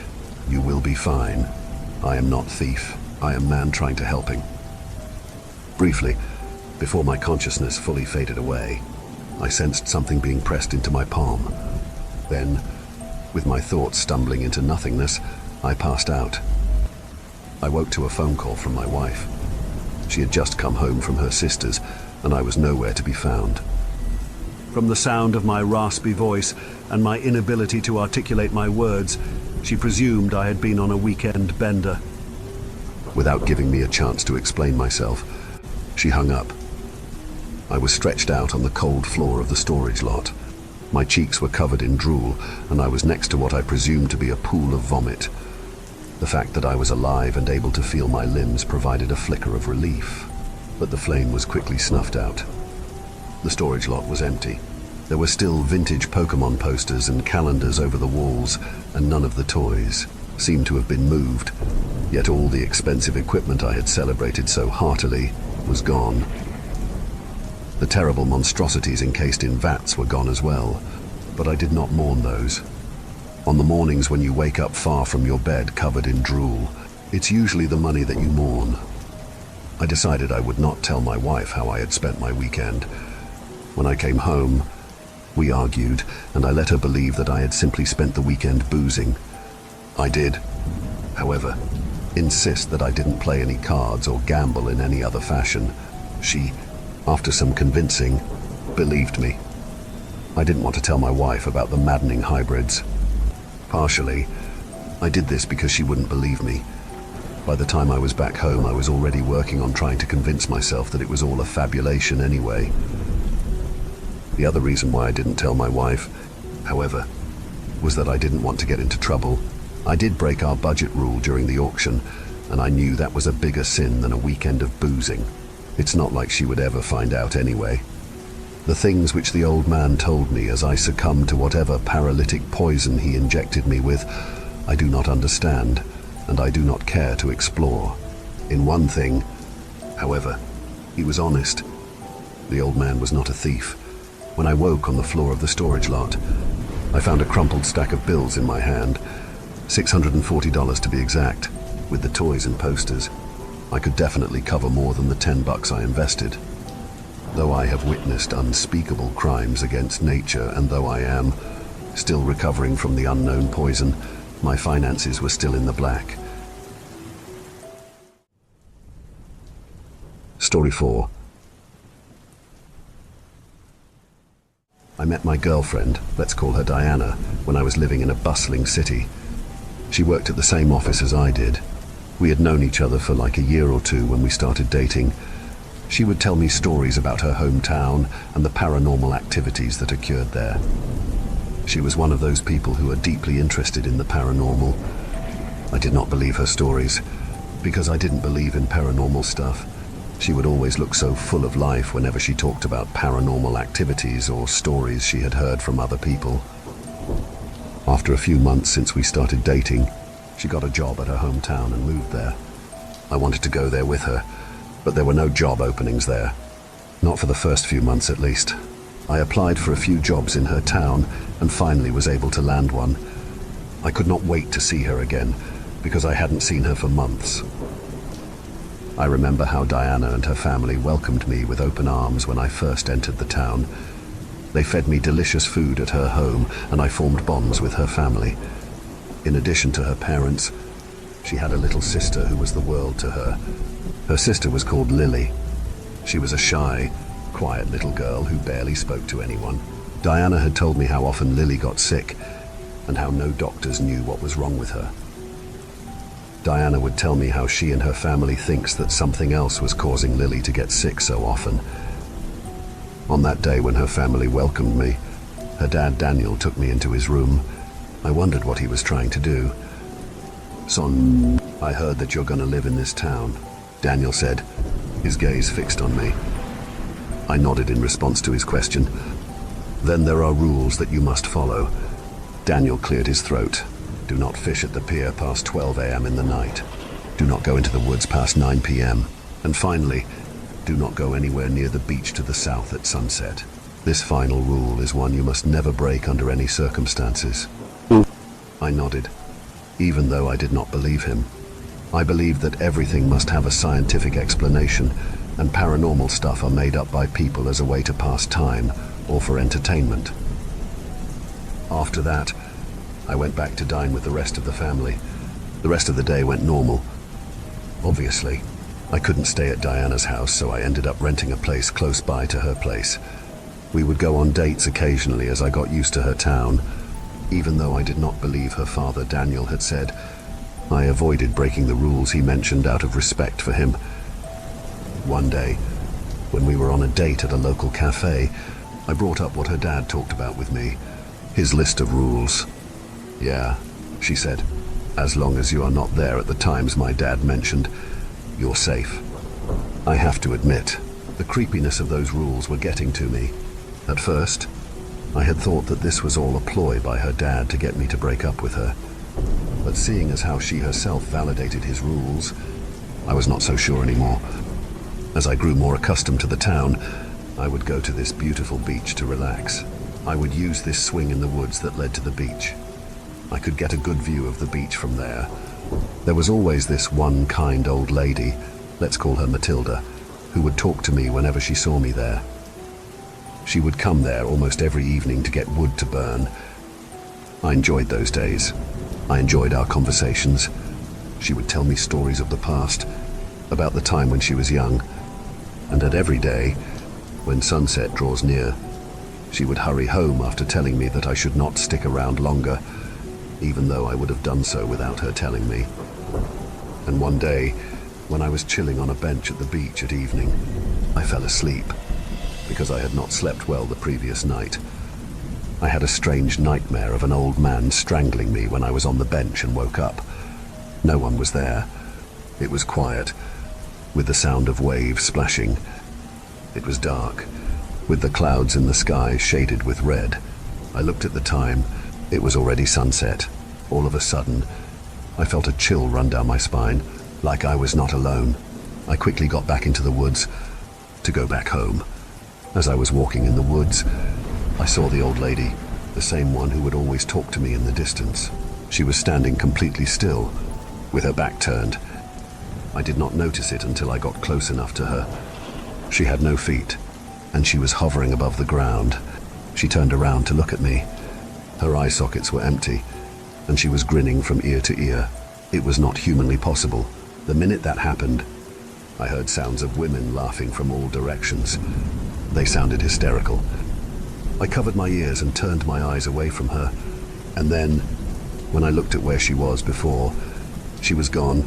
I ran as fast as possible. The laughing voices were still there, echoing from all directions. Their volume did not change no matter how far I went. I covered my ears and made my way towards home. The people on the street shot me weird glances, as though they were staring at someone who went insane. As soon as I entered my house, the laughing voices stopped. It was as quiet as it had always been. I went into my room and plucked the courage to look through GHE window. Nothing was out of the ordinary. I looked at the sunset sky and wondered if this was going to continue. At that point, Daniel's warnings replayed in my head. Don't go anywhere near the South Beach at sunset. I wondered if this was the beach that he had talked about with me before. I was worried about what might come next. I stopped going to that beach, but the feeling was always there. I felt like something was watching me no matter where I went. Sometimes, I would feel someone touching my shoulder or pull my clothes lightly, and no one would be there when I would turn around to look. I did not tell Diana nor anyone about this. I believed that it was my burden, and my burden alone. I did not see the old woman either, for days. Ever since this happened, I used my free time to walk around town. I did not pay attention at the time, but I would never see the old woman when I walked around town. Many days passed this way, without further incident. One day, as I was going back home from work, I noticed the old lady standing there in the woods. She gestured me to come closer, but I was too afraid to go to her. She kept gesturing over and over, but I paid no heed to her. As I passed by her, I gave her a glance. She looked normal, like she usually does. I still could not get over how creepy she looked at sunset on the last day I saw her. Seeing how she looked normal, I told myself that whatever I saw and heard the other day must have been my imagination. As soon as I went up to her, she smiled. "Hey, Sonny," she said. "It's been a while since we last saw each other. How have you been doing?" "I have been fine, I guess," I answered. "Sonny, I have a present for you. Can you come with me?" the old lady eagerly asked. Sure, I guess, I answered with a moment of hesitation. After gesturing me to follow her, she took me to her house in the town. It looked beautiful, as though it was built yesterday. It was filled with lights. Upon entering her house, I noticed that it was completely empty. Do you live here alone? I asked, my tone curious. Yes, I have a few children, but they are all out of town, she answered. She led me into the living room and gestured me to wait. The house was well lit, with a lot of colorful, small lights. It looked as though the house was prepared for a party. Not too long after, she brought me a slice of chocolate cake. Take a bite. Sonny, she said eagerly. Without wasting any time, I took a bite from the chocolate cake. But the minute I did that, it tasted like mud, and I instantly spat it out. The old lady was still there, observing me eagerly. She started laughing. Sonny, take another bite, she said. It tastes terrible, I said to her. She looked disappointed, and then she took the cake slice and went out of the living room. I was puzzled as to why the cake tasted like mud when it was clearly a chocolate cake. I still had the bad taste of it in my mouth. It was enough to make me feel extremely nauseous. I could not stay there any longer, so I went out of the house and rushed towards mine. I was getting weird looks from people on the street again, like I was an insane person. I could not stop to think about it at the time because I was too nauseous. As soon as I got back home, I vomited in my bathroom on the toilet. I did not look at it and flush the toilet. My whole body felt weak, as though I had a bad fever. I laid down on my bed to rest and fell asleep briefly. I woke up from my phone ringing. It was Diana calling me. I picked up. Babe, are you okay? Diana sounded worried. Yeah, I'm okay. Just feeling a bit nauseous. That's all. I'm feeling better now, I said without thinking. That's good, she said as though she did not believe me. I sensed that there was something odd. She was unusually silent and did not say anything for a while. Babe, please tell me the truth, she said, with a serious tone. What were you doing at the graveyard? A chill went down my spine. I was genuinely puzzled at her words. I did not go to any graveyard. What? I didn't go to the graveyard since I came to this town, I said, genuinely confused. Babe, a lot of people saw you at the graveyard eating dirt. She told me. You left before anyone could intervene. Hearing this chilled me to my core. Was I losing my mind? Was I actually eating dirt in the graveyard? Or did people mistake me for someone else? Recalling what happened in the past, I came to the conclusion that what my girlfriend was telling the truth. We talked a bit more and she genuinely sounded worried. After that, she hung up the phone. On the next day, as I finished work, Daniel called me and asked me to come as soon as possible. So I went there. I knocked on the front door and Diana opened it. She looked worried. She gestured me to come in, so I went in. She led me into the living room and had me sit down on the couch. She sat right next to me and held my hand tight. A few moments later, Daniel entered the living room and sat down next to Diana. So, Son, he started, I hear that you did some questionable things in the graveyard. There was silence in the air. I hesitated to talk. Well, Daniel broke the silence. Because this happened, you must have stayed on the South Beach at sunset. He was right. I nodded. His expression changed to a slightly angry one. Son, he said, I told you clearly, do not stay at the South Beach at sunset.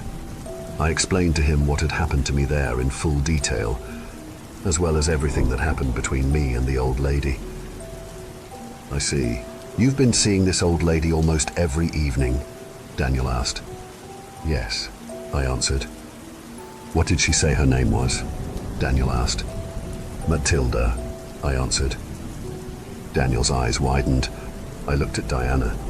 She had the same reaction. There was silence for a few moments. Son, Daniel replied, Matilda died years ago. She is my mother, and she is Diana's grandmother. It shocked me to my core.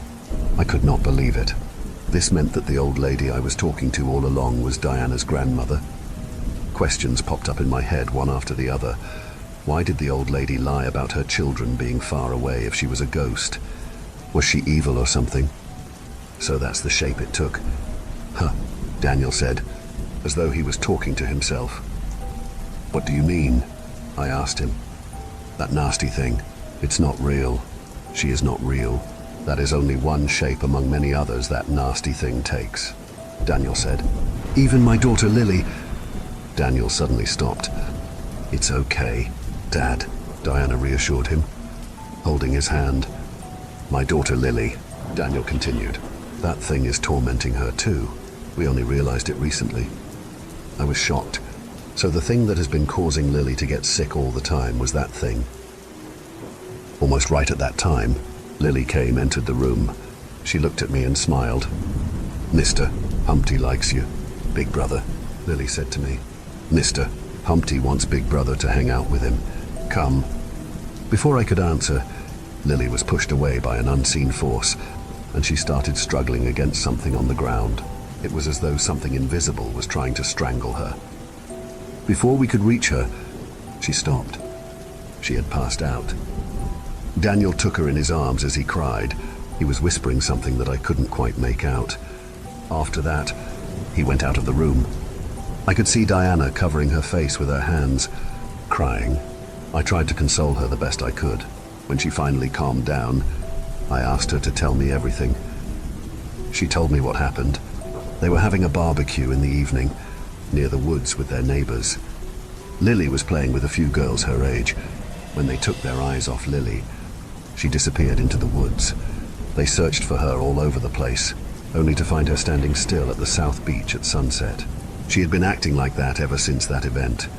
She would get frequently sick and would not be able to get out of the house. According to Diana, they were a safe distance away from the South Beach. She had no idea about how Lily went to the South Beach through the woods. There was no doubt in my head about it. Lily went through the same thing I did. Diana also told me that people who have been targeted by the entity see it in different forms. For me, it was in her grandmother's form. For Lily, it was someone divided by something else. Diana told me that someone was brutally murdered by some thugs at the South Beach at sunset nearly 40 years ago. I knew what she was getting at. It was his vengeful spirit that was haunting the South Beach. Obviously, it was a lot for me to take in. My entire world has changed within a span of a few days. Above all, I knew that whatever that thing was, it wasn't done with me. Deep in my heart, I wished that that thing would leave me alone. As much as I did not want to believe that it was real, I did. I wondered why others were fine, even though they went to the South Beach at sunset. Why Lily? To this day, I'll never know. Diana didn't seem to have an answer either. In the following days, the activity intensified. I would hear distant laughing, talking nearly every time I went outside. Activity started happening everywhere except my home. The other day, my coffee mug was pushed by an unseen force, breaking it to pieces when it hit the floor. Another time, I would see shadow figures moving at humanly impossible speeds, so I reduced the time I spent outside. My contact with Diana was very limited. I could not pick up her calls. Even though I knew she was worried, my mind was just too occupied with the activity that was happening to me. The activity at my workplace worsened as I stopped going outside except when I had to work. The shadow figures I would see in my workplace evolved into unnatural entities. One particular day, as I was working past the normal hours, without anyone else but me, I caught something in the corner of my eye. In a cubicle in the same row as mine was a shadow-like face with no features except for its gigantic eye. Only half of its face was visible. I jolted. As if noticing my movement, it put its head back in the cubicle it was in. It was only there for a moment. I did not take my eyes off the cubicle it was in and went up to that cubicle. To my surprise, the cubicle was empty. I was too scared at that point, so I was about to go home. As I reached the exit, I saw a creature, the same creature from before, with its gigantic eyes. This time, its face was visible. It was a distorted face. Its body was like a bodybuilder's. It had 8 legs that on its human-like torso, It looked very much like a spider. Upon seeing it, I heard hysterical women laughing from all directions. At least, that is the thing I remember before fainting. On early morning the next day, I woke up in the graveyard without knowing how I went there. I looked at the visible parts of the street. There was no one around. Figures since it was early morning after all. I quickly hurried towards my house, my body aching with pain. After reaching my house, I decided to call someone, anyone who can help me. I reached for my phone in my pockets, only to realize that it was gone. I was too scared to be outside, so I couldn't afford to go back and search for my phone. So I went inside my house and took a shower. The weight that I had felt the whole time was gone as soon as I entered my room. That was when I noticed the wounds on my body. There were scratches and bruises everywhere. What happened to me last night? I wondered. Still, the image of the spider-like creature lingered in my head. Those gigantic eyes, the distorted face. If possible, I never wanted to see the creature again. After showering, I lay on the bed, thinking. Not too long after, I heard knocks on the door of my room. I opened the door. It was Diana. She looked very worried and sad. She asked me to tell her everything about what has been happening to me. So I did. She called her dad and told him the whole story. She and her dad offered to help me with this situation, and I accepted gratefully. I had heard that Lily went through this similar experience, and with the help of some exorcists, it is not as intense anymore. Ever since that, I haven't gotten out of my house much. I am currently taking leave from work, thank God for vacation leave. I've seen a few exorcists, but my condition hasn't improved. Every time I go out of my house, I see that spider-like creature in the shadows, looking at me. Sometimes it disappears. Other times, it runs towards me with inhuman levels of speed and I would faint, only to wake up with scratches all over my body.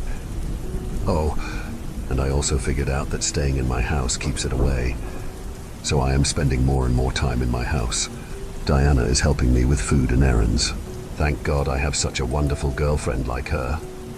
I'm too scared to go outside anymore. At the same time, I am wishing to be rid of this curse. Ghost, spider, or whatever it is. So I'll remain in my safe haven until exorcists are able to get rid of this entity.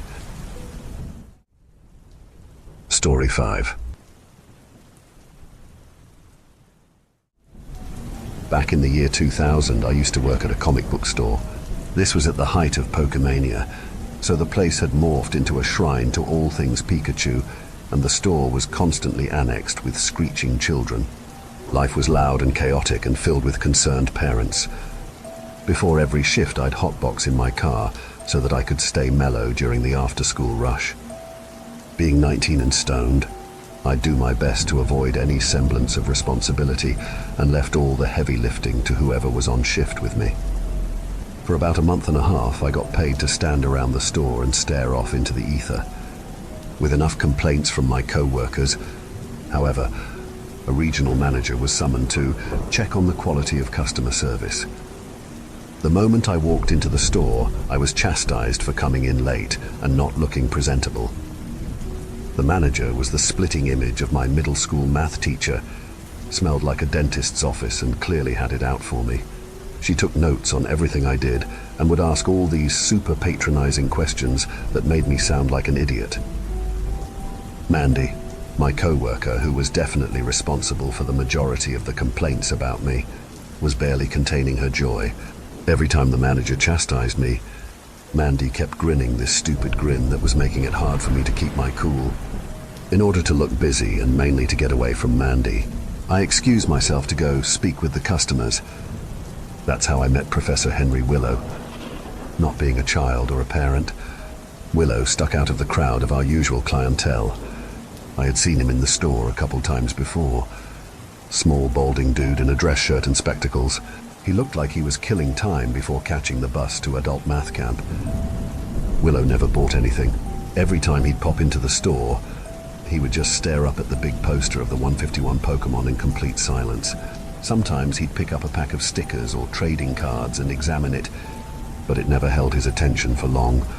He'd just stare up at that poster with a keen, scientific interest, and then, when he was satiated with the cartoon monsters, he would leave the store. I wasn't certain if I could make the strange man buy anything, but at that moment I was absolutely sure I shouldn't try talking to a child in front of the stern manager lady. In as casual a way as I could muster in my crispy state, I asked the man if he needed any help.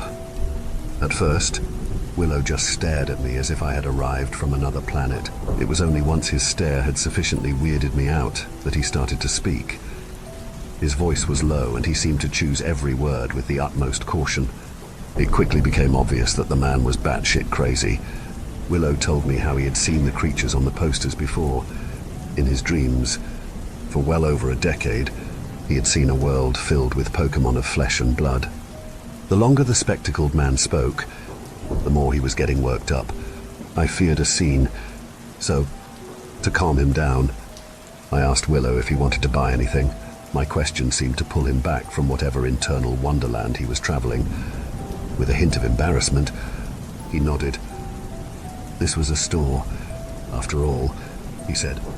It would be impolite to not make a purchase, he said. I expected the man to grab a pack of trading cards and call it a day, but Willow kept picking away at the shelves until he had a sizable purchase of stickers, cards and books. He picked out the items with a sort of guilt, as if he was paying penance to be in the presence of all these cartoon monsters. Both the manager and Mandy seemed to be in awe of how I got the strange man to buy so much stuff. I, of course, knew my sales skills had nothing to do with the purchase, but I sure as hell pretended that they did. When I rang Willow up, I told him I'd be happy to answer any other questions he had about Pokemon if he ever came back to the store. This wiped the guilt off his face. With a thankful smile, he told me he'd be back soon. I didn't get fired that day. Far from it. In fact, from the day I met Professor Willow, I became the top salesman in the branch. Every day I sold to a market of one, but that singular customer had deep pockets. By the end of the month, Willow owned one of just about every piece of Pokemon merch we carried. He bought all the books and sticker collections and video games. Willow even bought 2 of the overpriced Game Boy Colors and a Game Link so that he could catch all the Pokemon across the different versions of the game. The man was obsessed in a way I had never seen before. He snagged up every new piece of merch like it was a priceless collector's item. But more importantly, he asked questions. He asked very specific questions. Not only was Willow interested in the origins of the Pokemon themselves, he also wanted to know more about the society in which they existed. Who financed the Pokemon hospitals? Where did the profits from the Pokemarts go? Could the fact that all the police officers and nurses were related point to some sort of a monarchical ruling power? With every visit, Henry Willow filled my stoned head with all sorts of theoretical questions about the Pokemon universe. Back then, I didn't make much of those questions. They were strange, sure, but the scientist was keeping me at the top of the regional sales charts and got Mandy to seethe with jealousy whenever she was on shift. Willow was, generally, calm. With tranquil eloquence, the scientist could philosophize about the nature of Pokemon, evolution, or the power hierarchies of the various criminal organizations in the Kanto region. It is only once the topic of the Elite Four and the Pokemon League Championships came up that his voice tensed up. Out of all things Pokemon, it was the championship that seemed to fascinate him the most. He wanted to understand why so much resources and attention were devoted to the Pokemon gyms. He wanted to know how involved the ruling class was in organizing the tournament and what happened to the champions once they had won or, God forbid, lost.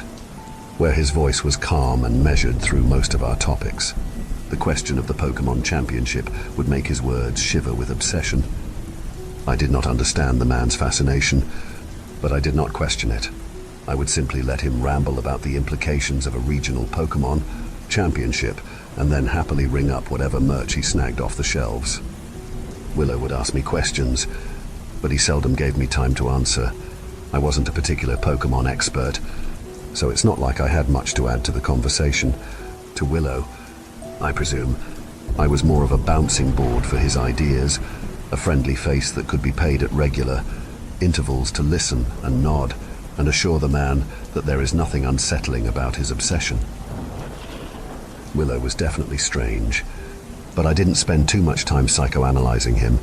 My lack of curiosity was mainly tied to the fact that I was stoned out of my mind, but Willow also didn't seem to warrant any caution. He was short and lanky and generally timid. He seemed harmless. That was until I suggested a reason for the Pokemon Championship. I had channel surfed past a documentary about human civilization and sports the night prior, and spent a good chunk of my shift thinking about it. When Willow came in for his usual shopping binge and started talking about the Pokemon League, I thought I would tell him what I learned from the documentary.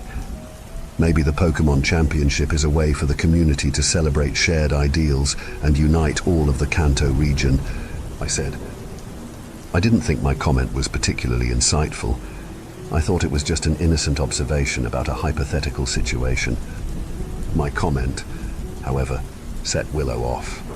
With madness blazing behind his spectacles, Willow started to ramble. I was right. Apparently, the Pokemon Championship was being used to unite the whole island into a single set of values. The Pokemon Championship was being used to make it easier to rule over the Kanto region. Willow's celebration of finally finding the reasoning behind the fictional universe was exceedingly loud, even for the after-school rush. Both parents and children quickly shifted their attention from the pictures of cartoon monsters to the raving scientist in the center of the store. Willow was loud, but it wasn't just his volume that was bothersome. The way he talked about the Pokemon universe was wholly disconnected from the friendly nature of the cartoon. Willow spoke about a world filled with incomprehensible monsters, about a life suffered in the husk of the old world, about a terrible existence which required a strong hand to keep order. Willow spoke about the world of Pokemon in apocalyptic terms, which made everyone around him uncomfortable. Worst yet, however, the scientist spoke about this broken, ravaged world as an inevitability. Willow yelled about the coming end of days and how the globe would be filled with incomprehensible monstrosities that would have to be tamed through technology.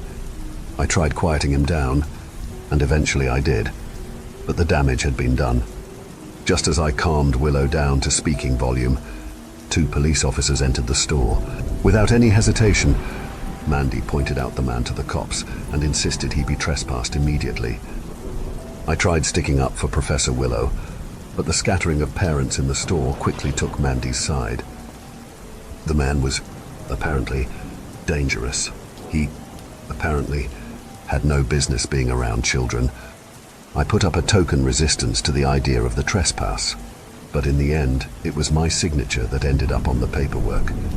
I was a bit too stoned and had a few too many grams in my glove box to argue with the cops. Without much ceremony, Willow apologized and promised to never return to the store. Years later, I can still see his sad, teary eyes as he looked back at the shelves of Pokemon merchandise. Years later, I can still see Mandy's stupid, crooked grin. Willow's absence was quickly reflected in my sales figures. Within 2 weeks, the stern regional manager had returned, with me having been the previous top seller in the store. She was much nicer at the start of her visit, with no big spender to save me. However, I was quickly revealed to not be a very good employee. By the time the manager's visit was done, I was certain that I wouldn't hold the job past the end of the week. I left the store that day, wondering about what other gigs I was qualified for that wouldn't mind me being a bit blazed on the job. It's then, as I was heading to my car, that I met Professor Henry Willow once more. He approached me in the parking lot, profusely apologizing. It wasn't until I accepted his apologies at least 3 times that he finally calmed. Once he was sure I held no grudge against him, he revealed the true nature of his interest in the world of Pokemon. He had seen similar creatures in his dreams and visions. That was true. What he never told me, however, was that he was a scientist specializing in genetic manipulation. He had seen unnatural creatures in his dreams, yet in accordance to the dreams, he brought those creatures into reality. The manager's visit had definitely soured my mood, but listening to the lanky man explain how he could create Pokemon, or hybrids, as he called them, cheered me up. I thought he was kidding, so I laughed. Professor Willow, however, found little humor in his subject of study. He claimed that he had been working for months on developing these hybrids and that he had kept some of his samples in a storage facility not far from the comic book store. Willow had worked independently for all of his career, but recently he had come across like-minded scientists out east. He offered to take me to his rented lot at the storage facility. He offered to prove to me that his hybrids were real. The prospect of seeing Pokemon in the flesh was alluring enough, and I was about to accept. Yet before I could agree to join him, the scientist produced Polaroid photographs of these supposed hybrids. He must have pressed around 20 of those flimsy photographs into my hands, but I did not see more than 5. They were far too disturbing. Merely looking at them made my stomach churn. Even though I was looking at mere photographs, the freshly sown sweat across my back made me certain I was looking at something patently against the laws of nature. I have done my best to forget what I had seen on those Polaroids, but I recall a strange six-legged cat-like creature covered in thick green vines. I remember an amorphous glob of grey flesh covered in a symphony of bug eyes that seemed to be hiding beneath a layer of shrubbery. I remember a dog, an almost regular-looking dog, engulfed in fire with hot magma dripping from his cheery maw. I rejected Professor Willow's offer to see his hybrids that night, and I do not regret my decision. As lanky and harmless as the man seemed, there was something patently wrong with the creatures he had developed. God knows what would have happened to me had I followed the mad scientist to his storage space that night. It's been well over 2 decades since this all happened, and I try not to think about it. Yet, every once in a while, I find myself wondering whatever became of Professor Willow. I find myself replaying the events of that evening in my head and trying to ascertain how real the creatures that he showed me were.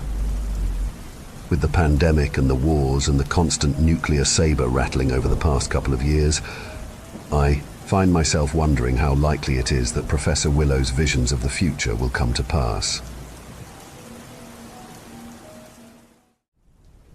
Story 6. I suppose my grandfather had eccentric tastes. The place he called home near the end of his life was a somewhat disturbing property that would surely freak out most people. It was a former insane asylum. Despite its off-putting past, he talked about it like it was the most luxurious mansion you could imagine, instead of being creeped out by it. He was proud to own such a historic old building. He bought it for a very good price, but spent quite a bit on restorations.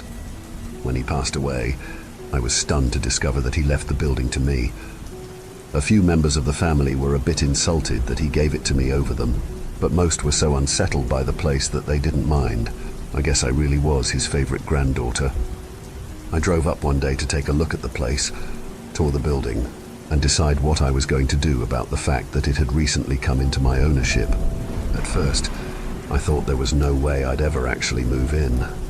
Arriving at the property, I was confronted with the sandstone monstrosity. The building was tall, towering over the landscape, with ornate windows and Gothic architecture. There was a circular water fountain in front and a large clock tower at the entrance. Inside, there were several long and empty hallways. My grandfather had renovated the opening interior room into a living room and had rearranged things quite a bit. He had changed the doctors' and nurses' areas into his lavish bedroom and guest rooms. The kitchen was fully redesigned with expensive granite countertops. In one room there was even a pool hall. He had really turned this grim asylum into his own personal manor. I was somewhat impressed. At the time, I still lived in a cramped apartment, so this was certainly an upgrade as far as space was concerned. I was pretty hesitant, but eventually I decided to sell my apartment and move in. It might be a bit creepy, but it was much nicer than the place I'd been staying, and there was no way I could pass up on all that space. It's not wise to look a gift horse in the mouth, I suppose. It took some time to get used to it, and heating the place was a nightmare. Whenever I'd walk through the hallways, it'd be freezing cold. However, the bedrooms and other rooms I could heat with fireplaces and heaters. After a while, I stopped seeing it as an asylum and saw it more and more as just a nice house that my loving grandfather had graciously given to me. I was appreciative. This next part is a bit difficult to describe, but I guess it's relevant. I've had mental health issues all my life, on and off. They tend to get worse during periods of high stress. And shortly after my move, I started having a lot of issues at my job and with a few of my relationships. I became very paranoid as a result.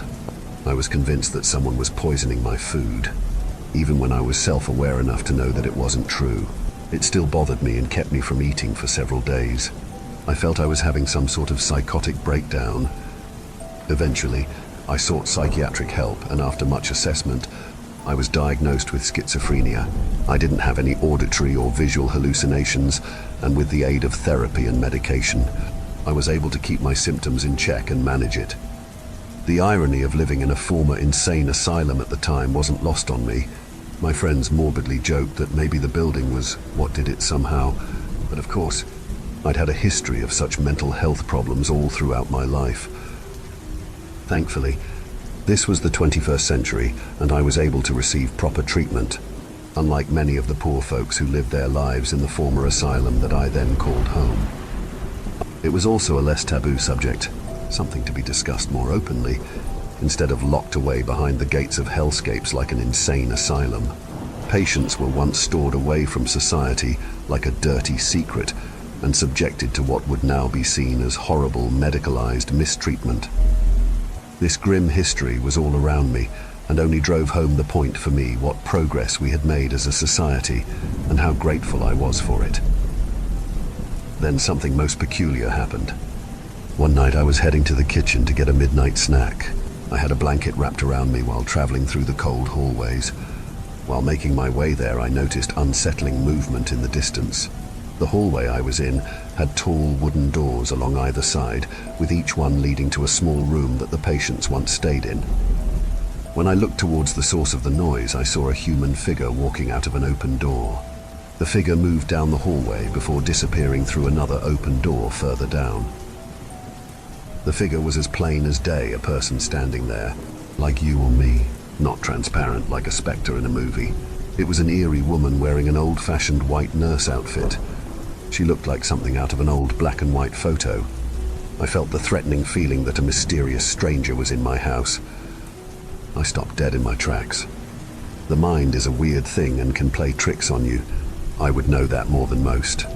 At first, I took what I was seeing at face value, but when I thought more about it, I wondered if it could be a product of my mental illness. I'd never had visual hallucinations before, and I'd been taking my medicine. Could I really be seeing this? I thought. Cautiously, I took a few steps forward in the cold, dark corridor. As if on cue, the nurse emerged from the door at the end of the long hallway. This time, however, she turned and faced towards me, staring blankly. Her piercing dark eyes gazed into me. This made my skin crawl. The woman's uniform was a white dress, shoes, and hat. Her skin was ghostly pale. Her short hair was dark brunette. She looked at me for quite a while before a wicked smile began to slowly appear on her face. We both stood transfixed, staring at one another for a moment. Something about the way she was looking at me was very sinister and intimidating. She appeared to be holding an odd, shiny silver medical instrument in her hand, but I couldn't see what it was. The nurse then began walking towards me. In a panic, I ran back into my room and slammed the door. I stayed awake all night. There was no way I was sleeping after that. I waited for daylight. In the morning, I nervously peered out the door but saw nothing. It took hours to gain the courage to investigate the hallway in the daylight, only to find absolutely nothing. No one was there. After that horrible night, I started storing snacks in my room to avoid the empty hallways where I saw the nurse. I still wasn't sure what she was. Given the history of the building, I thought she might be a ghost. But with my recent mental health crisis, there's no way I could be sure. One morning, I was brushing my teeth in the bathroom mirror, trying not to think about what I'd been going through. I suddenly got the uncomfortable feeling that I was being watched. In the mirror, I saw the haunting figure gradually appear behind me out of nothing. With sudden alarm, I dropped my toothbrush and turned around to look, but she was gone. That's when I became really convinced that what I was seeing was a spirit of some kind. But that conviction was hard to hold on to as the days went by. I couldn't trust my own mind to be giving me accurate information on what I was seeing. I just didn't know if this was part of my condition somehow worsening or not. I wasn't sure which answer was more frightening, that my illness now resulted in vivid hallucinations, or that an asylum spirit was pursuing me. Then I started seeing her during the daytime more and more. Sometimes it'd be just for a moment or out of the corner of my eye. Other times I'd see the ghostly nurse going in and out of rooms doing her busy work. She always seemed to catch me off guard. I started closing all the doors, but somehow I'd find them inexplicably open again. The door physically moved. That couldn't be the result of a mental health issue, I thought. Then again, maybe I didn't actually close those doors, but just tricked myself into believing I did. Sometimes late at night when I was getting ready for bed, I'd hear the sound of her nurse shoes walking on the tile flooring out in the hallway. I'd shudder as she drew closer and closer. If she was a spirit, I wondered what she wanted from me. After weeks of being plagued by her mysterious and threatening presence, I decided I had to see my doctor and tell him about this. I told him that I'd been experiencing what I believed to be visual hallucinations. He increased the dosage of my medication in hopes that that would help. It didn't. I continued to see the ghostly woman in the hallways or throughout the building as I tried to focus on my daily life. I'd see her again and again. She just wouldn't go away. Nothing could make her leave.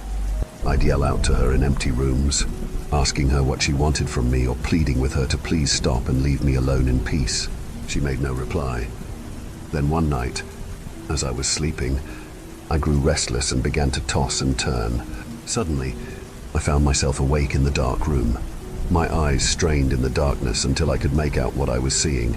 My bedroom door, which I had locked, was wide open. The nurse was standing at the foot of my bed looking at me as if I was a patient in her care. Terrified, I screamed, threw the blankets off of me, and ran out of the room.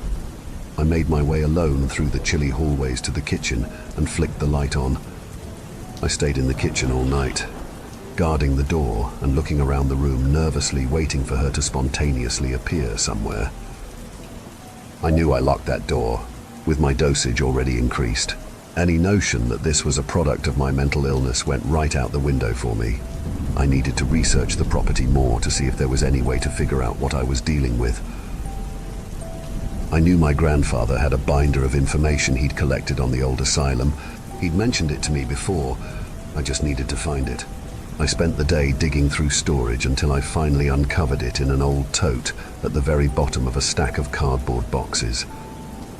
The binder was full of newspaper clippings and documents about the place, from the time it was being built until the time it was closed down and sold. There were even letters and correspondence between staff within its pages. I learned about the grisly history of the asylum and about the poor treatment and dehumanization of the patients there. In order to calm patients down, sometimes they'd put them in ice baths, which were tubs filled with ice to get them to calm down. They also did electroshock therapy on supposedly unruly patients. But the worst of all was the many horrific transorbital lobotomies, which were done with tools resembling an ice pick and hammer. Lobotomies were once considered a helpful form of treatment for various mental illnesses, including schizophrenia, OCD, depression, anxiety, and violent outbursts. Sometimes the patient's relatives just simply didn't want to deal with them for whatever reason, and so they had them committed or lobotomized. Anyone deemed abnormal was at risk. Sometimes this was an easy way for a husband to get rid of his former wife. The procedure essentially resulted in permanent brain damage to the prefrontal cortex and left the patient as a zombified shell of their former self. A steel ice pick was stabbed just below the eyelid into the thin bone inside the eye socket. The end of the long silver ice pick would then be struck with a small medical hammer until the pick cut into the brain tissue. The pick was then moved around from side to side until it severed the frontal lobe's connection to the thalamus. Their personality, their self, and their ability to make rational decisions were forever destroyed. Sometimes the patients were wide awake during these procedures, and sometimes they died from brain bleeding. The patients were left with vacant expressions and severely blunted or reduced emotions. The doctors found them to be more obedient and claimed to have fewer issues from them. Lobotomies continued in the medical field until around the late 1960s. It was perhaps the worst thing you could do to someone, like killing them but without killing them. I soon learned there was a nurse there who was legendary for the amount of lobotomies she'd given. Her name was Amelia, and if the letters are to be believed, she was not the nicest of people. I was horrified when I turned the page and was met with a photo of the very spectre that had been haunting me, standing outside on the building's front steps with the other nurses. Looking into her dark, hateful eyes, I was sure it was her. Every detail matched. The spirit I'd encountered was the cruel nurse Amelia, who worked here in the early part of the 20th century. Not wanting to be alone or in the building at all after reading that, I asked a close friend of mine if I could come over to her place.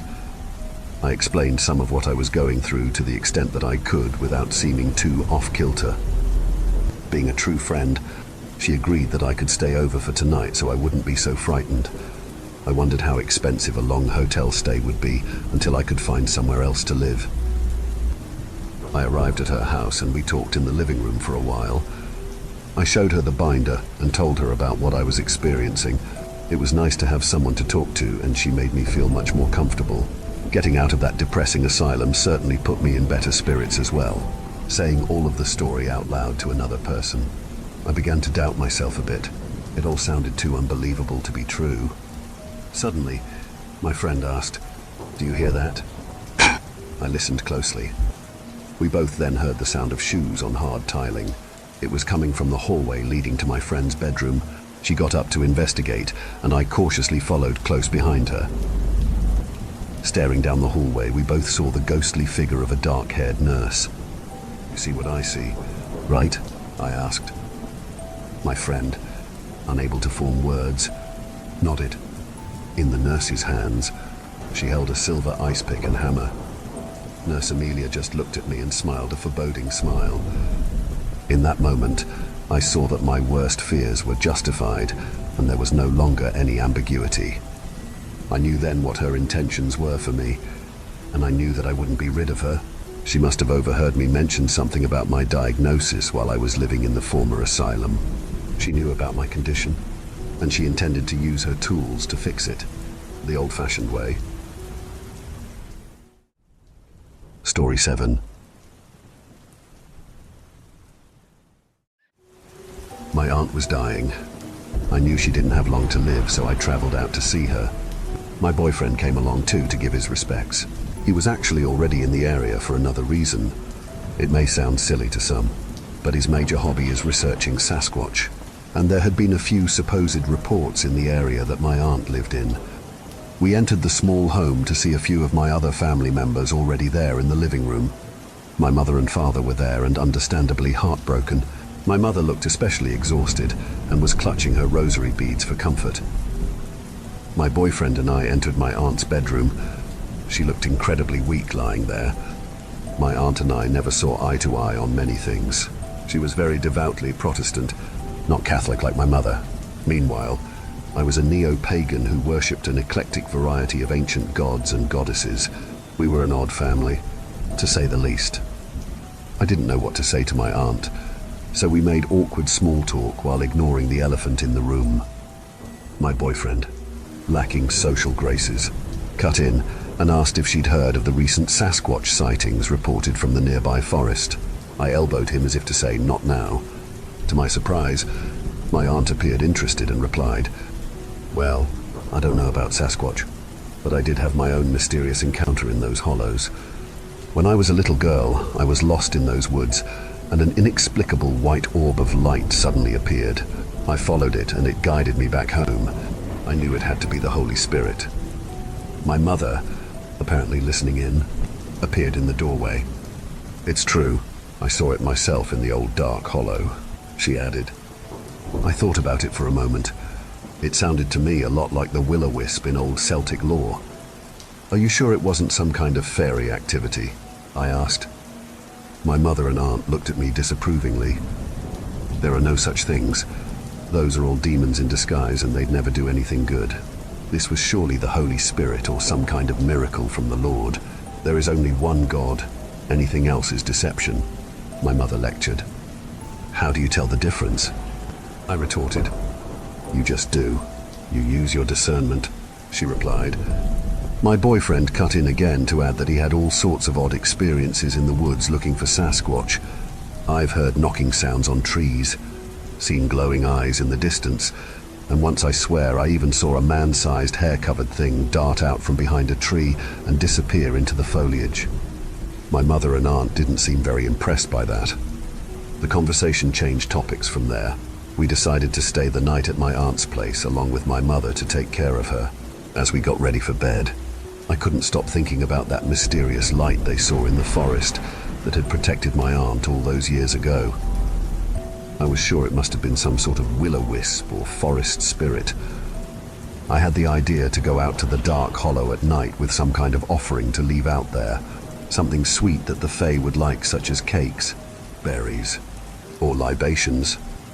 Late at night, when everyone was asleep, I snuck out with a small jar of blueberries and a bottle of wine in hand. I journeyed out into the heart of the forest, where I found a nice spot to make an offering.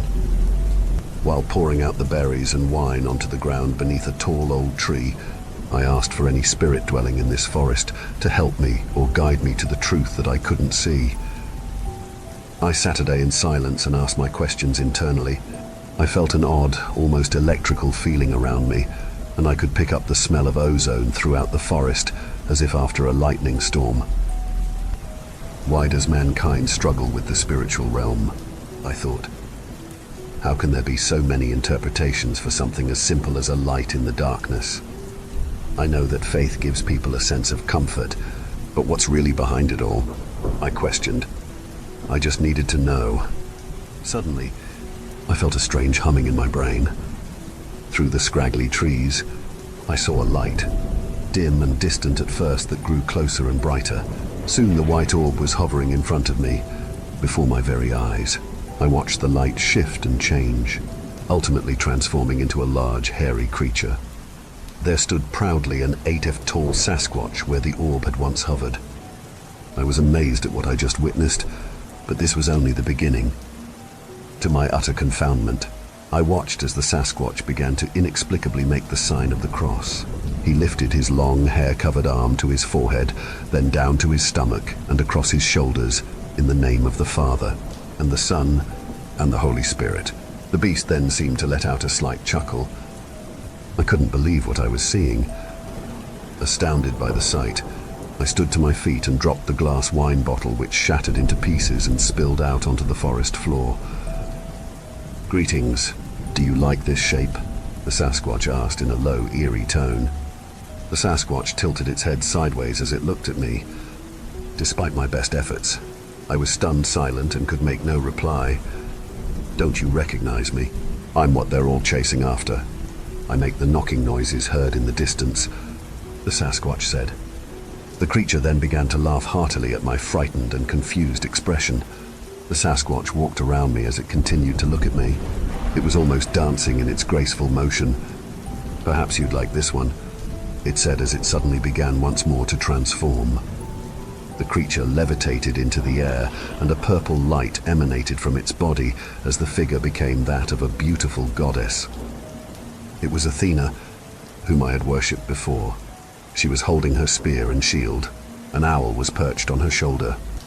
A sudden sense of awe and religious ecstasy hit me. I was overcome with emotion. "Lift your eyes up to me. Follow her," she said in a commanding and queenly tone. She extended a hand to me and caressed my face the way a mother might lovingly caress her child. I briefly felt my face go numb as she touched me. It felt somehow more real than real. It's hard to explain. It's like in that moment I realized that I wasn't real, and neither was the world around me. But she was. I'd never experienced anything like it before. "You are in my care. You are in my guidance. You have nothing to fear," the goddess said. Every word she spoke I could feel deeply. I had an intense sense of knowing them to be true, a profound sense that I should trust her. I could feel that this entity embodied pure goodness, love, wisdom, and truth. My mind was buzzing. The goddess before me began to shift rapidly. The next thing I knew, she appeared to be the goddess Inanna or Ishtar, then Aphrodite or Venus, then Isis, then Brigid, Then Athena again. The shapes moved so quickly that I lost track completely. I've seen you there, at your altar, in the dark by candlelight. All those little statues you collect, just more and more of my faces. Her arms then went out in the cruciform pose, and in a flash of a blindingly bright light, she was gone, now replaced by a new form. There stood a scrawny tan outsider in ragged off-white clothing. His robes began to glow whiter than anyone could bleach them, and a familiar feeling came over me. Hello, my child. Remember me? Now I felt like I was 5 years old again. In those Sunday school lectures I soon grew to despise. You don't hate me now, do you? He said with a half smile. Christ's face then started to warp and change until it was unrecognizable. It cycled through various faces like you'd see in any given crowd, until it seemed to melt and distort into a disturbing mess of features. The being laughed mischievously. See, isn't this fun? I can make you believe every word. I'm pretty good at this. I've been doing it for a very long time. The creature was mocking me. None of that was real, but it had all felt so real. I can get scary too. Just you wait. Suddenly horns sprouted out from Christ's head. A devilish expression took over his face, distorting his caring eyes into a wicked stare and an evil grin. His skin became deep red and his eyes became a charcoal black. Large, dark bat wings extruded from his back, and cloven hooves took the place of his nail-pierced feet. His voice grew deeper as he laughed once again. Every good performer has to play a villain sometimes. A sudden intense feeling that something was horribly wrong came over me. I sensed imminent death. All my hair stood on end. I had the primal feeling of fight, flight, or freeze, so I just stood there frozen still. Once again, I felt the feeling that I somehow knew this being to be pure evil. The only problem was that before I somehow knew it to be pure good. How? I thought, could my perception be fooled like this so deeply? This being seemed to have complete control and command over my emotions and my senses. There was no discerning the truth beyond these intense experiences. Finally, I managed to speak a single sentence aloud. "What are you?" I said with a look of disgust. There aren't good enough words for what I am. I've been fooling humanity since the dawn of society. I ruled Mesopotamia. The Egyptians once carved guises for me and bowed before them. I commanded a civilization from Mount Olympus in many forms. I guided Zoroaster and countless other philosophers and mystics. I told Abraham, if you'll be my people, I'll be your God. So he took that deal. I came to Paul on the road to Damascus as a dead man's apparition and changed his mind. Soon much of the world had entered into my new blood covenant. Those are only a few examples you'd be familiar with. I can't even begin to tell you all the eyes I've pulled the wool over. Why? I asked. Why bother tricking humanity? Human beings have the capacity to imagine, to create cultural structures with me that I can use to influence you. A wolf cannot build a temple to Aphrodite and cannot imagine her form. To use the human mind to establish and perpetuate these customs, traditions, and images by which to control mankind, that is my goal. More accurately, that is my means to an end. An end I can't reveal to you at this time, but that which is mankind's ultimate destiny. I am the ghost of every ghost tale, the chill down your spine when you enter a haunted house, just as much as I am the feeling of the divine in every place of worship. Despite any appearance I may take, I am not your dead loved ones. I simply embody a memory to deceive and manipulate. In this sense, I am everyone's dead loved ones. I'm your friend, your father, your mother. I'm your deity. I'm everyone's deity. I am the UFO of every UFO sighting, the creature of every fairy tale. I have taken you to the fairy realm, to outer space, to anywhere your mind has wanted to go. All I ask for in return is your belief, your faith, and ultimate ownership of your species. I'm not human. I don't have any morality. That's a game your species has invented. I've watched countless civilizations come and go. I watch human lives twinkle in and out of existence like blinking lights. Sometimes I play you against each other. Your species is a plant that I water with deception until the day that it has fully grown for its greater purpose, for its apotheosis. It's fitting that some people these days call me their shepherd. To me, you are property. I collapsed to my knees, overwhelmed by it all. I started crying and sobbing. Thank you for the offering. I hope I've answered your questions to the best of my ability. Tell your mother to keep praying those prayers. It feeds us. With that, the creature vanished right before me. Perhaps, I thought, the greatest trick the devil ever pulled was convincing us that we had a choice, or that there was an alternative. But what I saw wasn't the devil. That's just one name from one version of one story. There was no true word for what it was. An intelligence with 1,000,000 names has no true name, and a consciousness with 1,000,000 faces has no true face. After taking quite a while to compose myself, I left the forest and returned to my aunt's home. In the morning, my aunt's condition took a turn for the worse. We had a little heart-to-heart, and I told her that despite whatever differences we'd had, I truly loved her. We sat a day in silence for a while after that. Throughout our conversation, she appeared to be in horrible pain and barely hanging on. Then, suddenly, a peaceful expression went across my aunt's face and she smiled. I feel a bit better. There's someone else in the room with us, she said, looking to the corner as if she was seeing something. I turned but saw nothing. Who is it? I asked with hesitation. It's Jesus, she said happily. A chill went down my spine. Hours later, she slipped away, and I wept bitterly. Story 8. We're partway through summer, and they haven't returned in a month and a half. They won't answer their texts, and location services are off. Since middle school, we three have been inseparable, and I can't shake this nagging feeling that something terrible has happened. Mike's parents spoke to the police, but his mom was in hysterics and attacked a police officer. According to his father, they haven't been able to find anything. My other friend's parents are out of the country and can't be contacted until they return to the States. It feels like no one is helping, and I have no choice but to try to track them down myself. Grim left his laptop at home, and I have some hacking experience. I broke into the laptop and found a file linked from his phone to the iCloud. It's encrypted for some reason. He was a paranoid fucker. I'm leaving his writings below. Maybe you can read through them and find something to help me with my search. I'm not a very good reader. CL. The tunnels. Across the world, every culture has stories that overlap. First-hand testimonies to the evil of the world that has been slowly drowned with time. Shadow people, Jinn, the Hat Man, and so many other names we've given to the dark and evil omens of the world. They knew something we had forgotten. We may have remnants of these testimonies, such as fear, somewhere in our minds. The primal, blood-curdling feeling of dread and terror, the nightmares and dreams we are plagued with. Maybe they all mean something more. I just finished my first year of college.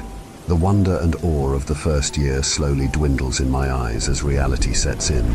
3 more years. The same mantra got me through high school, but now I have to pay for my classes. Finals week has come and passed, and all I feel is exhaustion, discouraged and unmotivated. I'm counting the days until the next move, until the showers. I never knew exactly why the story caught my attention, other than the fantastic writing and realistic imagery. There was something else about it, something familiar.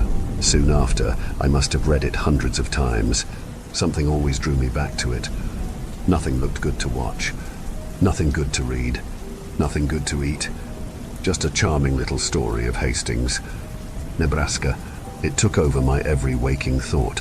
The cult, the story. Could it be true? For anyone who doesn't know, let me catch you up to speed. In the early 80s, the world was very different, and that was especially true for rural America. We experienced the largest farming crisis since the Great Depression. God's ire was felt through barren fields and famine. Debts were high, and so was the dread in the air. With every underwhelming yield, the tidal wave of despair grew ever more ravenous. An estimated 300,000 family farmers defaulted on loans, and 250,000 went out of business. Amongst the once vibrant, blessed, and healthy fields walked a 34-year-old with a Bible and a joint. Michael Wayne Ryan was a truck driver with a wife and children, but throughout his life, he never found anything meaningful. Soon, he hurt himself and could no longer work, so he took to marijuana and spiritualism. Unfortunately, he found himself in the Christian identity movement, a belief steeped in anti-Semitism and racism. They prayed to Yahweh and kept kosher like his chosen people, and that's all they could talk about. How they were the chosen ones. Michael went as far as to say the spirit of the archangel Michael possessed him. In his mind, his righteous war against the serpent seed had just begun. They began prepping for the worst, burglarizing houses to support themselves, and amassing as many weapons as possible. James Thim, one of Ryan's old friends, invited him to stay on his pig farm, and this was the base of operations. Ryan's madness continued as he claimed to be king, and after taking multiple wives, doubts rose in the cult. 2 cult members were demoted to enslaved people, chained and shackled to the porch, and made to copulate with an innocent goat and sodomize each other as divine punishment. One of those members was Rick Stice, the father of 5-year-old Luke Stice, whose torture and suffering cannot and will not be forgotten. I pray for young Luke's soul. The only pure and innocent hope was snuffed unapologetically, and the mask of sanity removed. His paranoia overcame him as the father of Luke fled the compound. He escaped, which would only go on to fuel Michael's wrath. The other slave, James Thim, was accused of poisoning a turkey eaten at a communal meal. He was taken to the pig pens he used to use before becoming kosher, and here he would endure one of the worst deaths I've ever heard of. Ryan and 4 other members, including Ryan's own 16-year-old, were told to sodomize James with various tools, whip him 15 times each, 75 times, and shoot off his fingertips on his left hand. Ryan wanted the worst for himself, so he broke his arm and removed his pound of flesh with a razor blade and pliers. Then he had his son and another member break his legs before Ryan stomped in James's chest and ribs before finally granting him the grace of death. He commanded one of the members to shoot him in the head, and just like those before him, he was buried in an unmarked grave. Soon after they were caught stealing and arrested, Ryan was given the death sentence and believed himself to be in the grace of God till the very end. I sit behind my desk, the LED screen flickering off my eyelids as they drift open and close. The last of my candle slowly flickers out, turning into a trail of smoke. The lingering notes of the previous audio episode of my favorite story fading into the background as the abyss takes me. Have you ever been to Broken Bow, Nebraska? I find my mind drifting, slowly escaping me and traveling north. Cornfields, nothing but cornfields for miles and miles. No matter how far or how fast you travel, you can't escape the cornfields. Cottages and farms pass underneath as my consciousness is dragged along the highway. The actual size and scope of the Corn Belt can't be understated. Sometimes, when driving through America, there are moments when you are driving through nothing but corn for hours on end. You could drive for 10 hours in one direction and still see nothing but corn. It's hopeless, inescapable. In there, we're a drop of water in the ocean. In there, we are just another part of the food chain. Down a dirt road, my consciousness blew up dust, across more corn, and then wheat, refurbished and freshly painted. A lone shack stood beside the road, an ominous omen compared to the waste around. I put my hands in my pockets and began to walk. To my left, an apple orchard, wide and long, with every glance. It became more and more inviting. The trees were littered with all the colors of apples you could imagine, from green to red to gold. It was beautiful and alien, a sore thumb in rural Nebraska. Red and pink apple blossoms waved in the breeze with temptation in the air. It smelled sweet. To my right, the simple and mundane wheat above the field.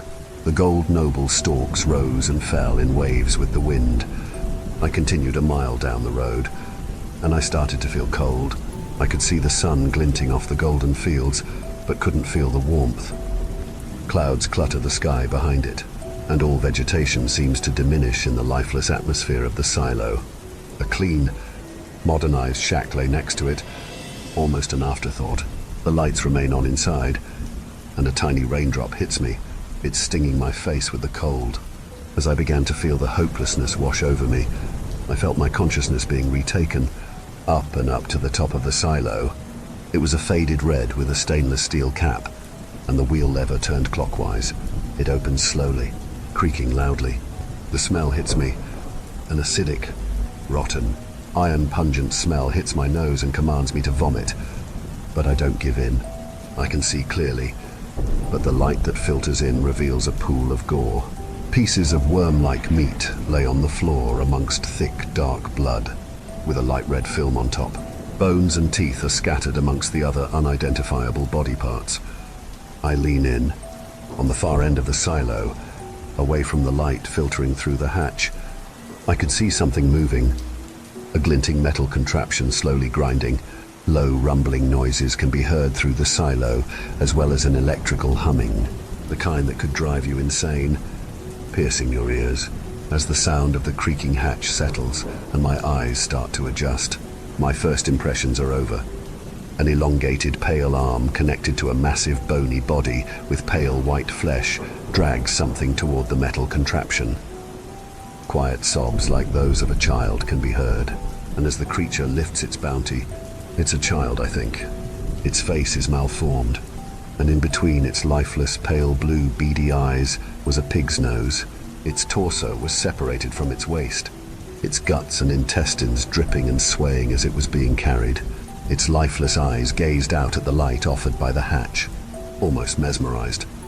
I stare silently, unable to take my eyes off it, equally horrified, disgusted, and intrigued as to what would happen next. The lumbering, pale creature lifts the child with one arm, dangling it over the contraption.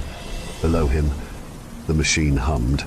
As my eyes adjust, I can see steel spinning cog-like wheels below him. Hungry and eager, I stare at the child, unable to scream, unable to yell, just a tortured observer behind my own eyes. I will myself to look away with all my might, but my eyes set on the pitiful sight of the deformed child. Instead, something else happens. The gaze of the child shifts from the gore bathed in light to match mine. As I stare at him, he stares back, and a look of wrath and fear takes over his face as he begins to squeal and scream. The sound is unique and terrible.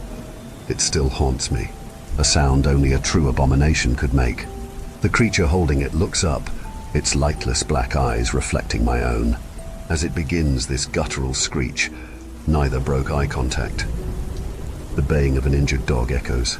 It whines and screams, growing louder, mixing with the horrid screaming and squealing of the child.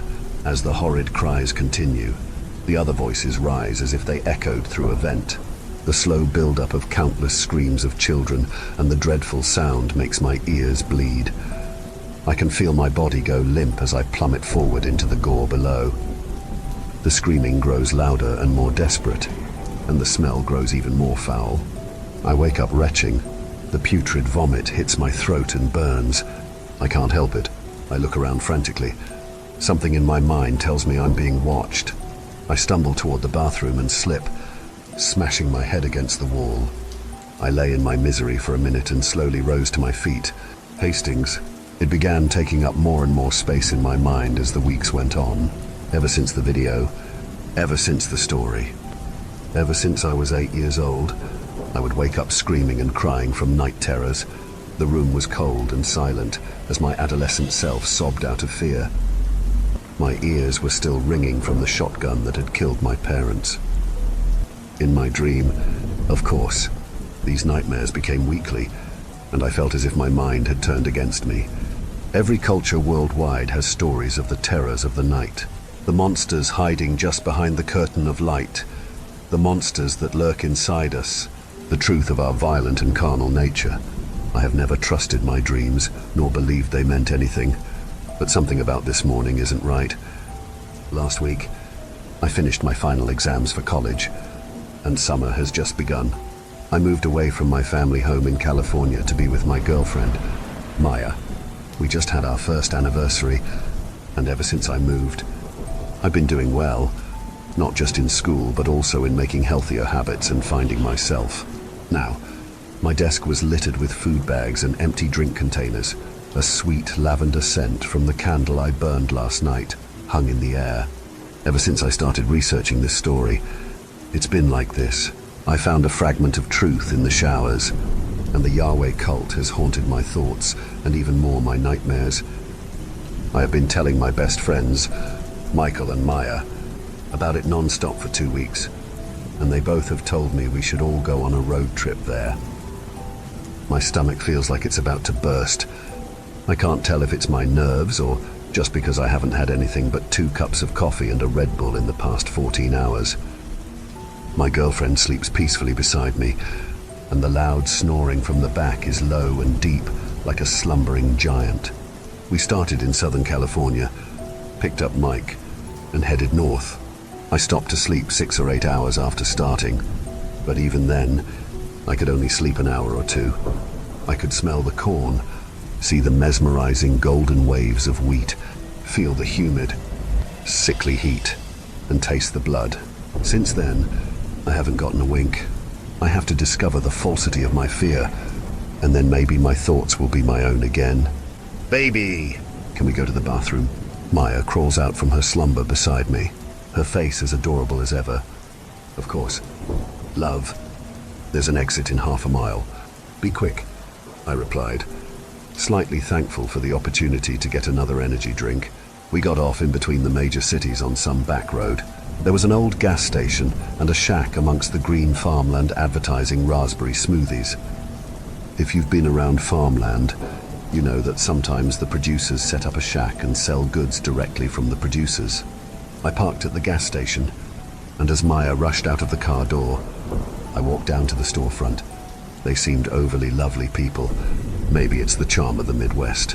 But they asked me about my day and where I was going, and I realize I don't have the specifics to any of the questions. The red brackish sludge in the paper cup smelt fantastic.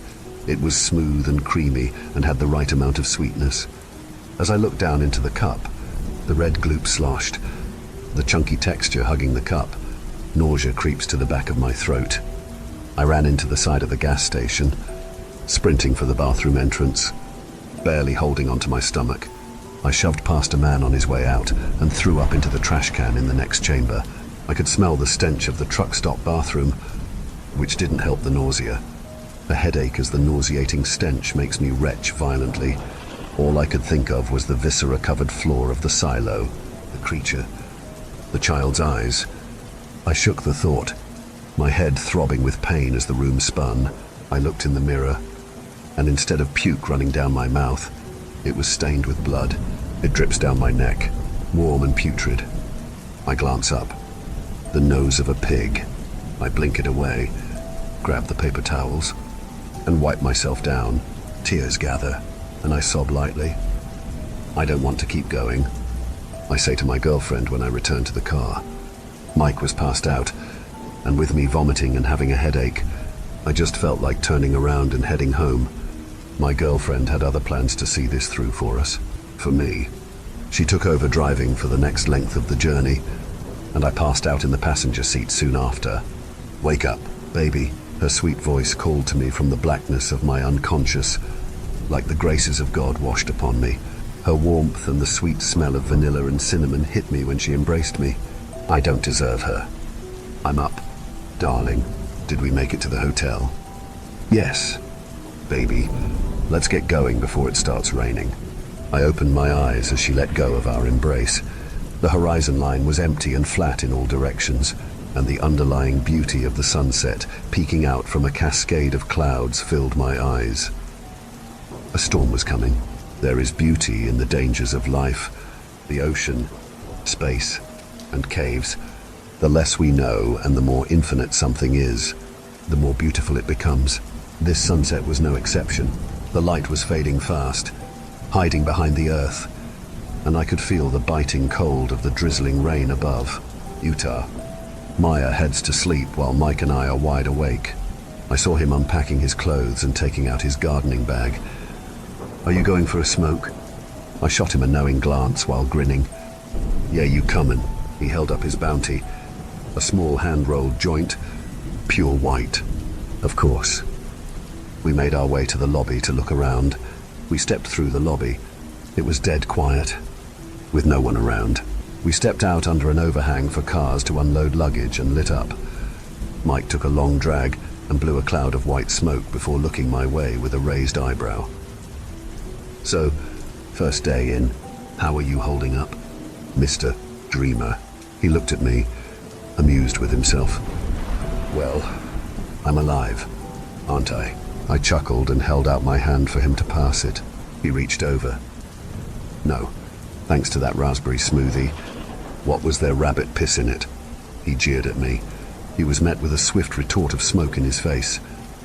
Yeah, except you would have begged me for a taste if that was the case. You freak. I chuckled, coughing. It would remind you of that one ex. I teased him before passing. You're one to talk. You kiss the ground Maya walks on. Well, at least she doesn't make me drink the special juice. I gave him a side eye before slapping his shoulder. Cheer up. It's not that bad. She could always have pegged you. Oh, that's gross. Dude, it wasn't like that anyway. Tinder has been pretty dry, though. Don't worry. Bro, you'll find a match.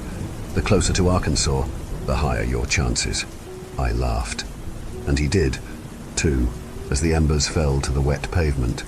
The sounds of the rainstorm enveloped everything around us, and rest came to us in the late hours of the night.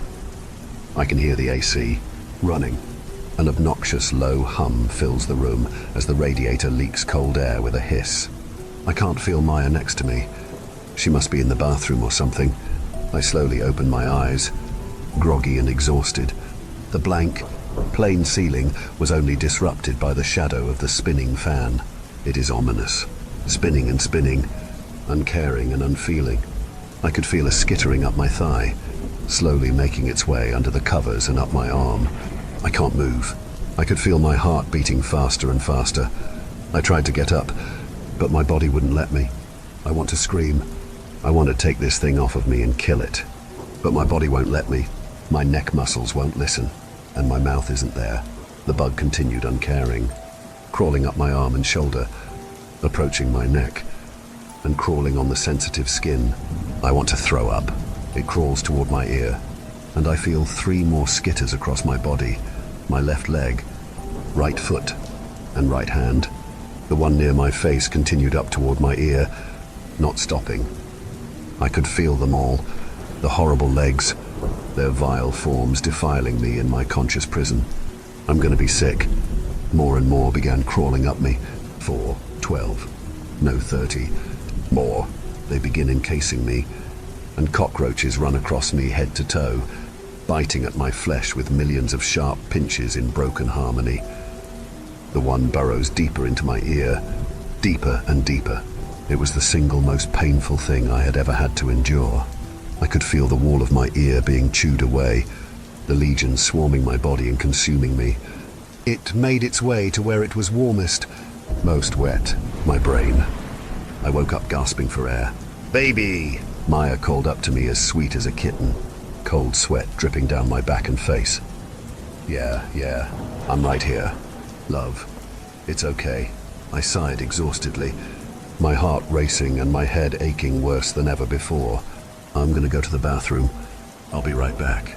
I got up and lumbered through the foreign darkness to the bathroom door. I stepped in, closed the door, and turned on the light. What the actual fuck? My eyes had dark circles more pronounced than yesterday, and I looked paler than usual. Those drugs can't have been good for me. I splashed my face with cold water and let it drip down my chest as I Saturday on the toilet, trying to collect my thoughts and calm down. Another 8-hour drive today. I was still groggy from my jarring morning, but I still pressed on. The road disappeared beneath me, time losing meaning as it does in the usual road trip fashion. We were going from Salt Lake to Denver. The early morning air was thick with fog. We planned on getting there a little early, so we could enjoy the city a little. Then it was just one more day till we arrived at our destination. The nervousness was thick in my stomach, and I was equally horrified and ecstatic to get this over with finally. The conspiracies and theories have consumed me for the past few months. I just couldn't understand why nobody was talking about it. I had gone over the history of Broken Bow repeatedly, rereading the stories until the words lost all meaning. It was ingrained in me now. Every letter of every report, every little detail swept under the rug. No one cared. At least that's what it seemed like if the depravity and demonic nature of the place was really true. It has to burn. Road signs flew past us. It's a straight shot to Denver. The same highway for 8 hours can get boring, so my mind drifted. Thunk. What the fuck was that? My girlfriend rose from her previously peaceful sleep like she was awake the whole time. I don't know. Hold on. I pulled to the side of the road, slowing down quickly as she jumped out to see what it was. Her shoes hit the ground, and I heard a high-pitched gasp. Babby. It was a bunny. I could hear the tears in her voice. She was always so empathetic. That's one thing I love about her. She loves all life. So much so that she wants to be an environmental science major. I walked the perimeter of the car, seeing the blood on my wheel and the mess in the road. I'm sorry. Love. It came out of nowhere. We should keep going, though, to make good time. She gasped again in defiance. No, we have to bury it. Why are you in such a rush? You haven't stopped to go shopping with me or scenic stops.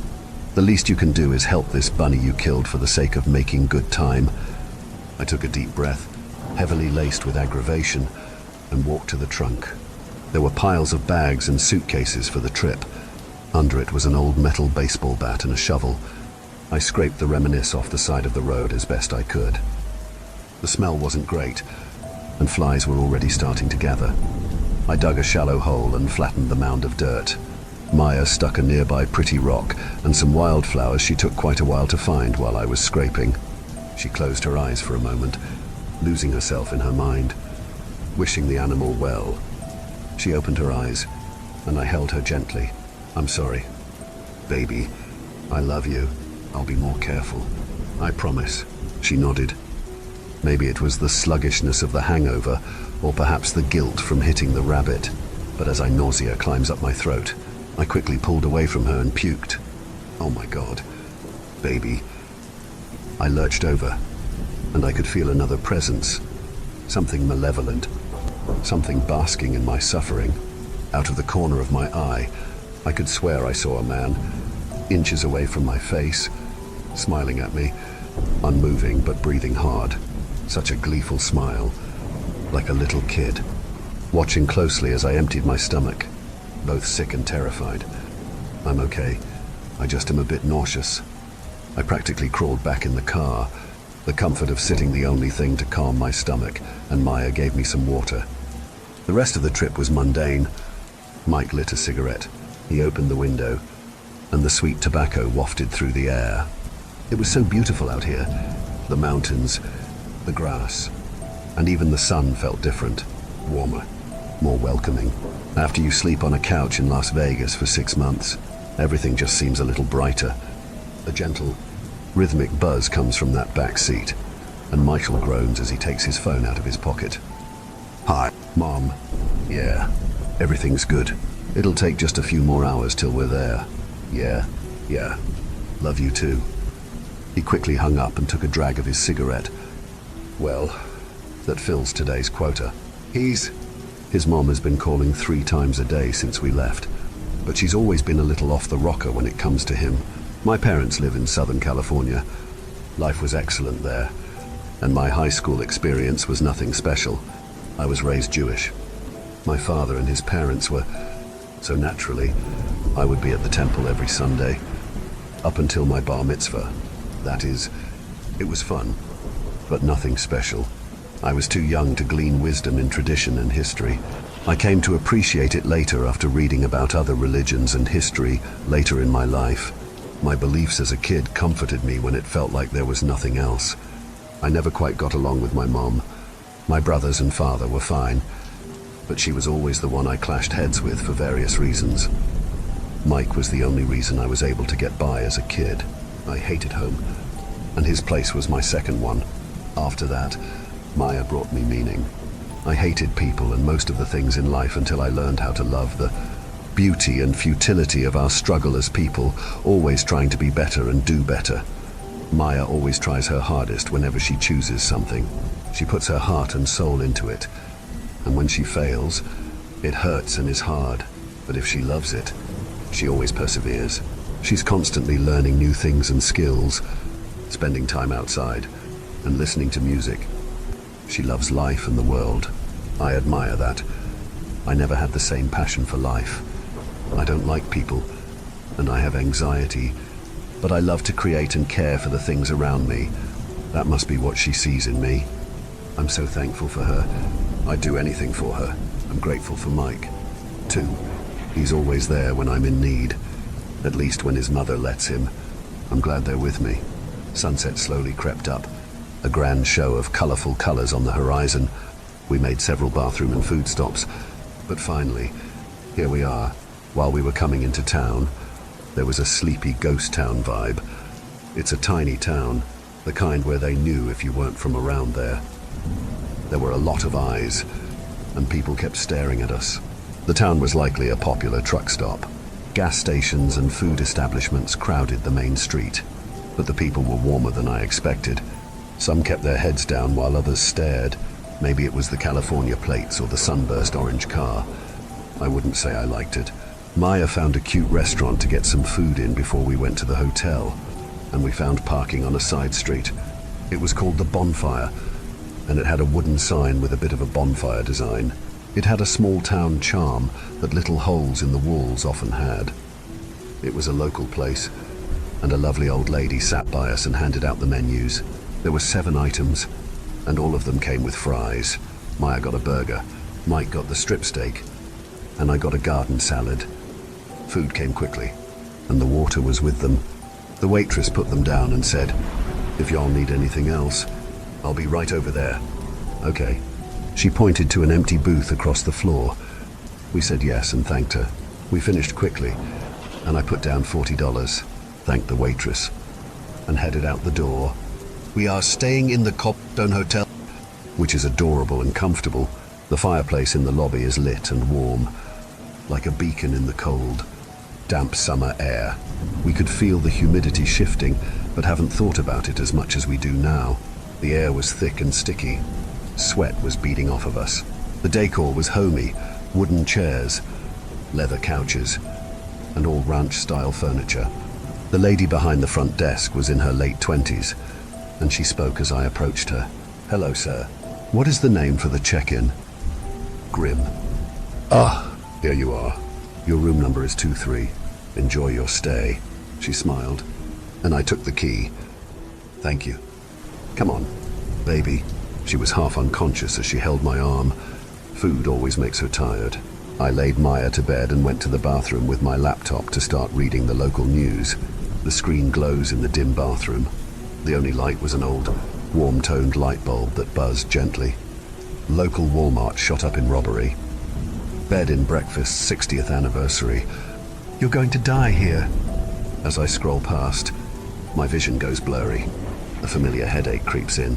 I close my eyes and recoil as pain shoots through my head. "Jesus Christ," I mumble as I refocus on the screen. Runaway cattle topple cars. I close the tab and open YouTube. "We've been waiting for you.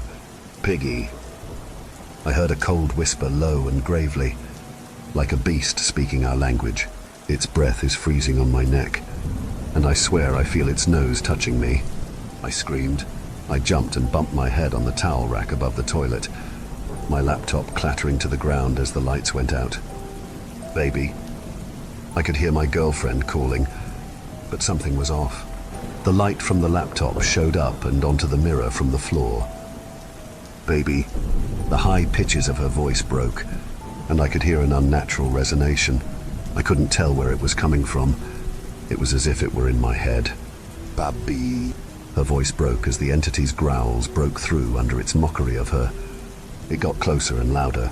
I looked at the shower curtain lit up from the light in the mirror, and a bloody pig's head sat above the curtains, mouth agape. I woke up on the toilet, laptop on my lap, and my neck aching. "Babby, I have to pee." "One sec." "Lovely." I quickly stand up, get myself sorted. and leave. You were in there forever. She looked irritated and grumpy, as she always was after she woke up. I rubbed the back of my head. It ached. Sorry, baby. I fell asleep. My neck hurt, and I kissed her on the forehead on my way out. I went and laid down on the bed and was out soon after. The bottomless abyss welcomed me once again to the infinite darkness. Sleep, the dull cool of the inky black around me. I turned around, and a deer was chewing something on the ground 50 feet away from me. Hello, I say. It stared into my eyes expectantly. Hello, I say louder. It paced back and forth, its elegant tan form bright against the inky darkness. I focused in my mind on my response, forming my lips carefully. Hello, how are you? I say, and it stops, and its gaze locks with mine. Oh, I am wonderful. It has been so long since I've had visitors. How are you, child? It slowly stands up and morphs into a form comparable to a human form. Although the head of a deer remains, the arms, legs, and body contort. I'm good. It's been a few days on the road, so my rest is welcome. I respond. I try to bend my mind around, turning the inky blackness into a warm field.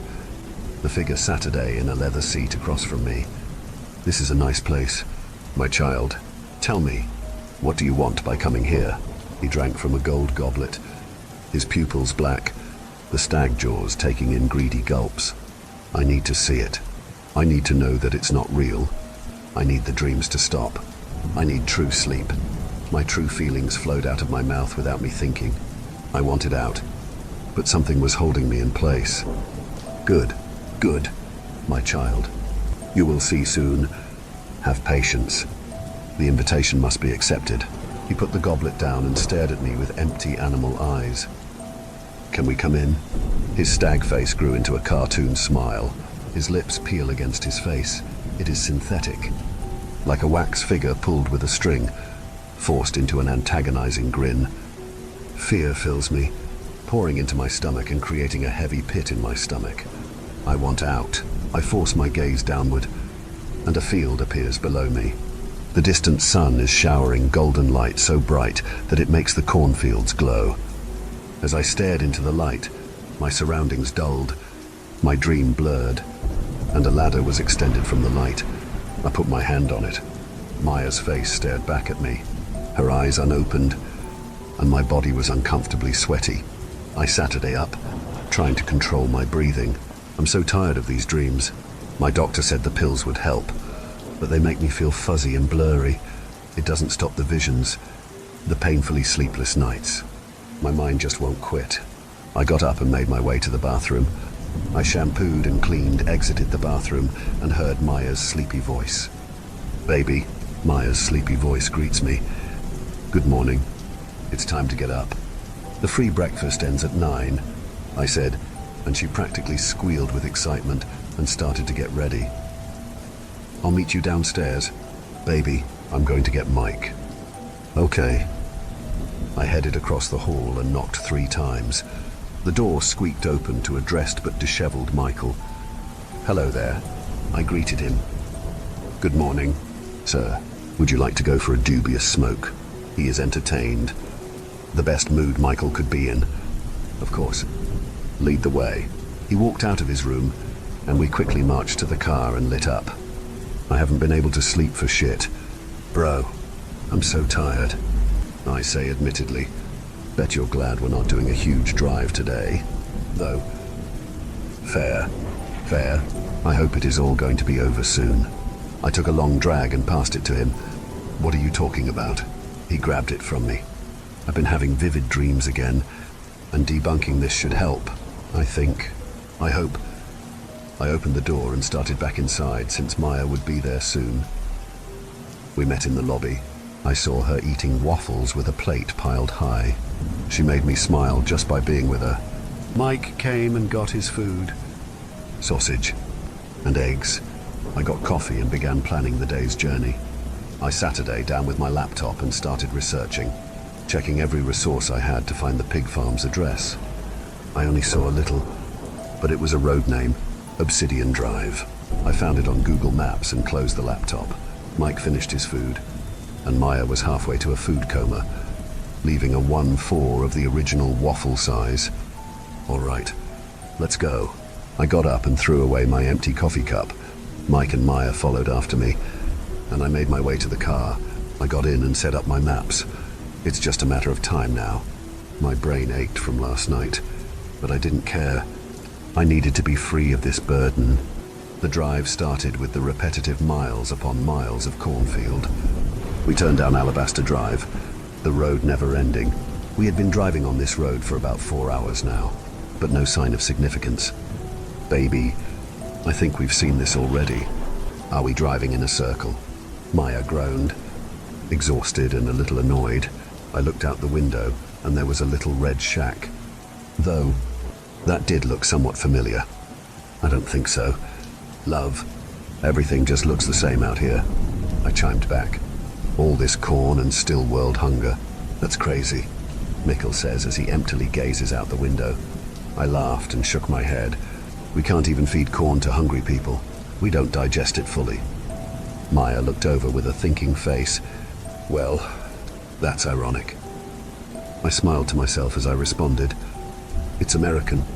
We pick the most unhealthy fruit we possibly can and make it an industry. Vitamins, nutrients, minerals, and we choose to consume corn syrup. Truly, it's gross. I thought about all the different candies, sodas, and other confections we make with corn syrup. Mike took a hit of his vape. Only here could we grow diabetes. I laughed, and my attention shifted. I could feel the world slow down around me. An elk stood in the middle of the road, inevitable and built like a house.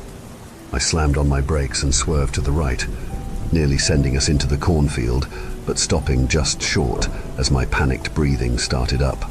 Maya and Mike shrieked as we stopped just short. What the fuck, babe? Maya socked me in the shoulder with a dull thud. Ow, damn it. There was something in the road. I looked back, expecting to see the elk, but all I saw was the calm breeze blowing the corn to and fro. I didn't see anything. Be more careful next time. She looked at me with confusion mixed with anger. Sorry, baby. We're almost there. Promise. I started driving again, getting back on the road. The sun was hot, beating down on us a little after midday. The more I went, the more the road narrowed somewhat. Maya fell asleep, and there were no other cars on the road, so I wasn't worried. It was about 4 p.m., and the road just kept getting more narrow. The corn hugging the sides of the road groped the car as we drove in, the leaves encasing us as we went deeper. Jesus, dude, this road is fucked, Mike said, observing the landscape as I swerved potholes. If you weren't careful, you could easily drift into the corn. I saw golden wheat fields, to either the left or right. Beautiful, waving golden wheat, and just from a mile down the road, I could see a house with a silo.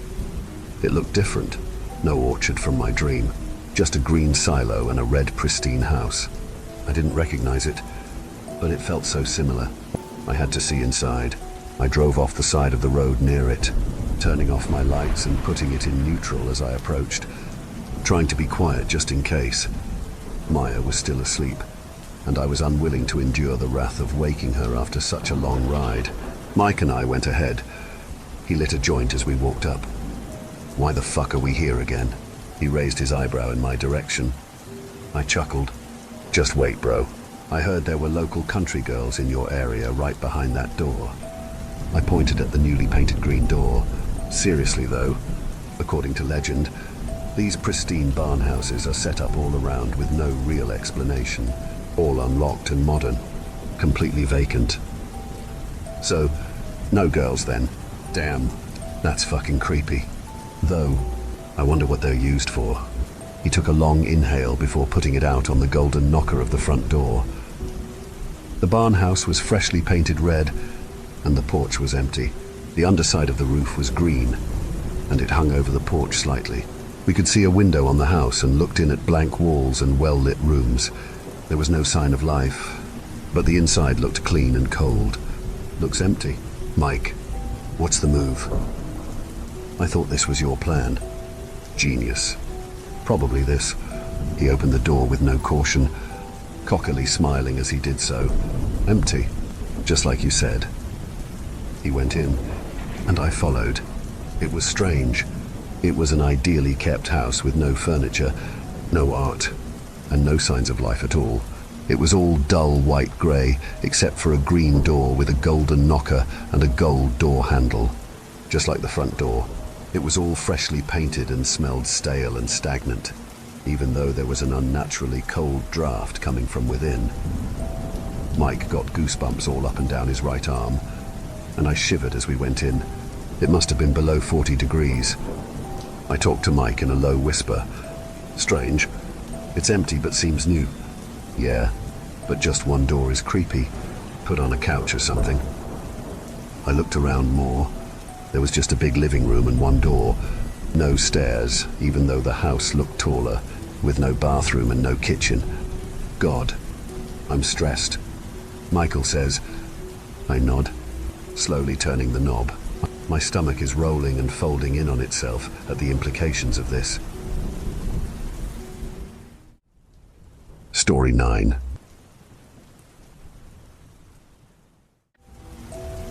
It started about a month ago. I woke up in the middle of the night, thirsty as hell. As I stumbled to the kitchen for a glass of water, I noticed a sliver of light coming from Ethan's room. The door was cracked open, and I could see his small silhouette framed against the window.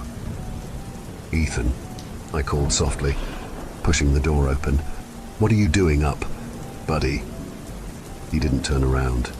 He just stood there, staring out into the darkness. Ethan, I tried again, a little louder this time. Finally, he looked at me, his eyes wide and unfocused. Daddy, it's time, he said, his voice flat and emotionless. A shiver ran down my spine. Time for what, Bud? But he didn't answer. Instead, he climbed back into bed and pulled the covers up to his chin. Within seconds, he was fast asleep. I checked my phone. 2:12 a.m. Weird. But kids do strange things sometimes. Right. I tucked Ethan in and went back to bed, chalking it up to a random night terror or sleepwalking episode. The next night, I woke up again around 2 a.m. Call it parental instinct or just paranoia, but something made me check on Ethan. Sure enough, there he was at the window again. I checked my phone, 2:12 a.m. on the dot. This time, I didn't say anything. I just watched him from the doorway. He stood there, perfectly still, for exactly 5 minutes. Then, just as I was about to intervene, a sound pierced the silence that made my skin crawl. Knock, knock, knock. 3 sharp raps on our front door. Ethan didn't react. He just climbed back into bed like nothing had happened. With my heart pounding in my chest, I crept downstairs and peered through the peephole. The porch light illuminated an empty stoop. No one was there. I tried to convince myself it was just a coincidence, maybe some drunk teenager playing a prank, but a nagging feeling in my gut told me something wasn't right. For the next week, the same thing happened every single night. Ethan at the window at 2:12 a.m., knocking at 2:17 a.m., no one at the door. I tried talking to Ethan about it during the day, but he had no memory of getting up at night. He just looked at me with those big, innocent eyes and asked if we could have pancakes for breakfast. I was starting to lose it. I wasn't sleeping. I couldn't focus at work. Every night, I'd sit on the stairs, watching Ethan's door, waiting for 2:12 a.m. with a mixture of dread and morbid curiosity. One night, about 10 days in, I decided to do something different. At 2:10 a.m., I quietly entered Ethan's room and stood next to his bed. As the clock ticked over to 2:12, his eyes snapped open. He Saturday up, but when he saw me, he frowncy. "Daddy," he whispered, "you shouldn't be here." "Why not, buddy?" I asked, trying to keep my voice calm. "Because," he said, his eyes darting to the window, "she's waiting." My mouth went dry. "Who's waiting?" "Ethan." But before he could answer, the knocking started. Only this time, it wasn't coming from the front door. It was coming from the other side of Ethan's bedroom window. Knock, knock, knock. The knocking stopped as suddenly as it had started. In the eerie silence that followed, I could hear my own ragged breathing and the frantic pounding of my heart. "Ethan," I whispered, my voice trembling. "Get away from the window. Now." But my son didn't move. His eyes were fixed on something outside, something I couldn't see. Slowly, deliberately, he raised his small hand and pressed it against the glass. That's when I saw it. A hand on the other side of the window, mirroring Ethan's. Long, skeletal fingers with blackened nails. The skin was pale and waxy, like that of a corpse left too long in water. "Jesus Christ," I yelled, lunging forward to grab Ethan. But as soon as my fingers touched his shoulder, he let out an ear-piercing scream that made me stagger backward. The hand outside the window vanished, and Ethan collapsed onto the floor, his body convulsing violently. I scooped him up, my mind reeling with panic. As I turned to rush him out of the room, my eyes caught something that made me freeze in my tracks. There, scratched into the window glass, were 5 words I ming for him: John. A wave of dread washed over me. How the hell did it know my name? I ran downstairs with Ethan in my arms, fumbling for my phone to call 911, but as soon as I hit the bottom step, every light in the house flickered and died. In the pitch darkness, I heard something that sent chills down my spine. Scritch, scritch, scritch. The sound of nails dragging across wood, coming from every direction at once. "Daddy," Ethan whimpered, his small body trembling against mine. "She's inside now." I sprinted for the front door, my free hand outstretched in the darkness, but when I grabbed the doorknob, it was ice cold and slick with something wet. I yanked my hand back, feeling warm liquid dripping down my wrist. The coppery smell of blood filled my nostrils. "You can't leave, John," a voice whispered, so close I could feel fetid breath on my neck. It sounded like Marie, but wrong, like her voice was being forced through a throat full of gravel. "We're a family again." "You're not Marie," I choked out, backing away. "My wife is dead." A chilling laugh echoed through the house. "Dead? Oh, John, I'm so much more than dead." Suddenly, the lights flickered back on. I blinked, momentarily blinded. When my vision cleared, I saw her. Marie stood at the foot of the stairs, but it wasn't the Marie I remembered. Her skin was grey and bloated, her eyes sunken and filled with a sickly yellow light. Her once beautiful hair hung in wet, rotting clumps around her face. She wore the same dress we buried her in, now stained with dirt and God knows what else. "Marie," I breathed, unable to believe what I was seeing. Her mouth stretched into an impossibly wide grin, revealing rows of needle-sharp teeth. "I've come to take our son home. John, it's time for Ethan to join me." Ethan squirmed in my arms, reaching out towards the thing that looked like his mother.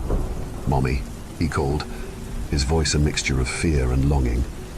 The creature's eyes locked onto Ethan, and she took a step forward.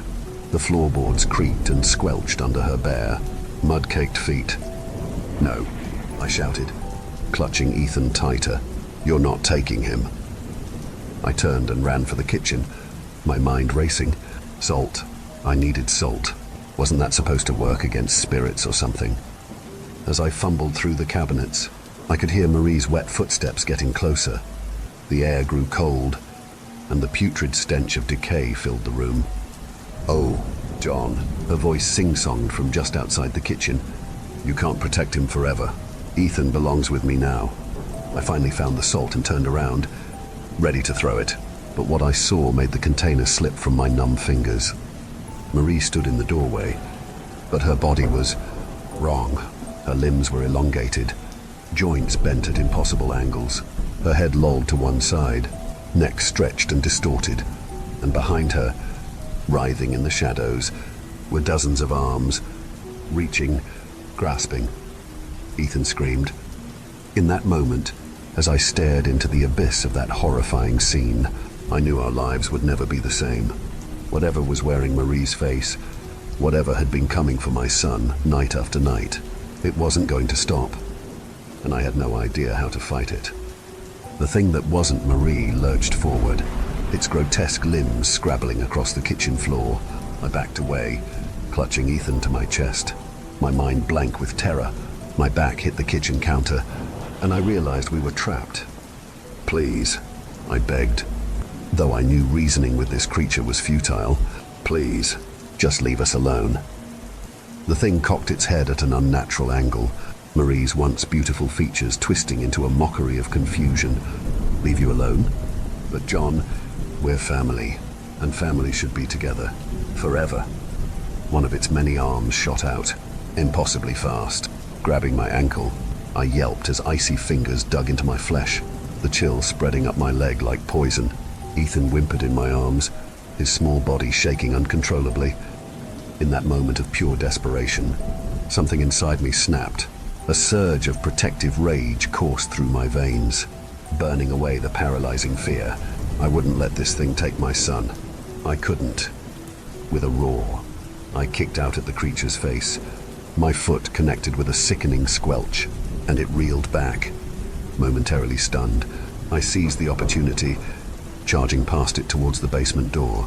If we couldn't leave the house, maybe we could find a way to trap it. I slammed the basement door behind us and fumbled for the light switch. The dim bulb flickered to life, casting long shadows across the cluttered space. Ethan clung to me, his face buried in my shoulder. "Daddy," he whispered, "I'm scared." "I know, buddy," I said, trying to keep my voice steady. "But we're gonna be okay, I promise." That's when I saw it. In the corner of the basement, partially hidden behind some old boxes, was a door I'd never noticed before. It looked ancient, its wood warped and stained with age. From upstairs came the sounds of splintering wood and shattering glass. The creature was tearing the house apart looking for us. With no other choice, I approached the mysterious door. As I reached for the handle, Ethan suddenly spoke up. "That's where Mommy comes from," he said matter-of-factly. I frowned. "What do you mean?" "Ethan." He pointed at the door. "Every night at 2:12, that door opens. Mommy comes out and goes to my window. She says she misses us and wants us to come with her. But I was scared, so I didn't open the window." My mind reeled. How long had this been going on? And why 2:12 a.m.? Then it hit me. 2:12 a.m., February 12th, the day Marie died. Before I could process this revelation, the basement door exploded inward. The creature that wore Marie's face came slithering down the stairs, its body contorting in ways that defied physics. "Found you," it hissed, its voice a chorus of whispers. I grabbed the handle of the mysterious door and yanked it open. Beyond it was not the foundation of our house, but a swirling vortex of shadows and mist. The air that rushed out was frigid and smelled of decay. The creature let out an inhuman shriek. "No, you can't send me back. I won't go alone." It lunged at us, its numerous arms outstretched. In that split second, I made a decision that would haunt me forever. I set Ethan down and kissed his forehead. "I love you, buddy. Always remember that." Then, using all my strength, I shoved the creature towards the open door, but as it teetered on the threshold, one of its arms wrapped around my waist. I looked at Ethan, saw the terror and confusion in his eyes. "Run, Ethan. Run upstairs and don't look back." The last thing I saw was my son's tear-streaked face as the creature and I fell through the doorway into the abyss beyond. I don't know how long I fell. Time seemed to have no meaning in that place of shadows and whispers. But eventually, I crashed onto what felt like solid ground. I opened my eyes to find myself back in my own basement. The old door had vanished, leaving only a blank wall. Sunlight streamed through the small windows. Morning had come. Painfully, I climbed the stairs, calling out for Ethan. I found him curled up on the living room couch, sleeping peacefully. When I woke him, he had no memory of the night's events. It's been a week since that terrible night. The scratches on Ethan's window are gone, as if they never existed. He no longer gets up at 2:12 a.m. To all appearances, our lives have returned to normal. But I know better. Sometimes, late at night, I hear whispers coming from the basement, and in my dreams, I see Marie, the real Marie, reaching out to me from beyond a door I can never open. I don't know if the creature will find another way back. I don't know if it's truly gone, or if it's just biding its time. All I know is that every night, I check on Ethan at 2:12 a.m., and every night, I pray that the knocking doesn't start again.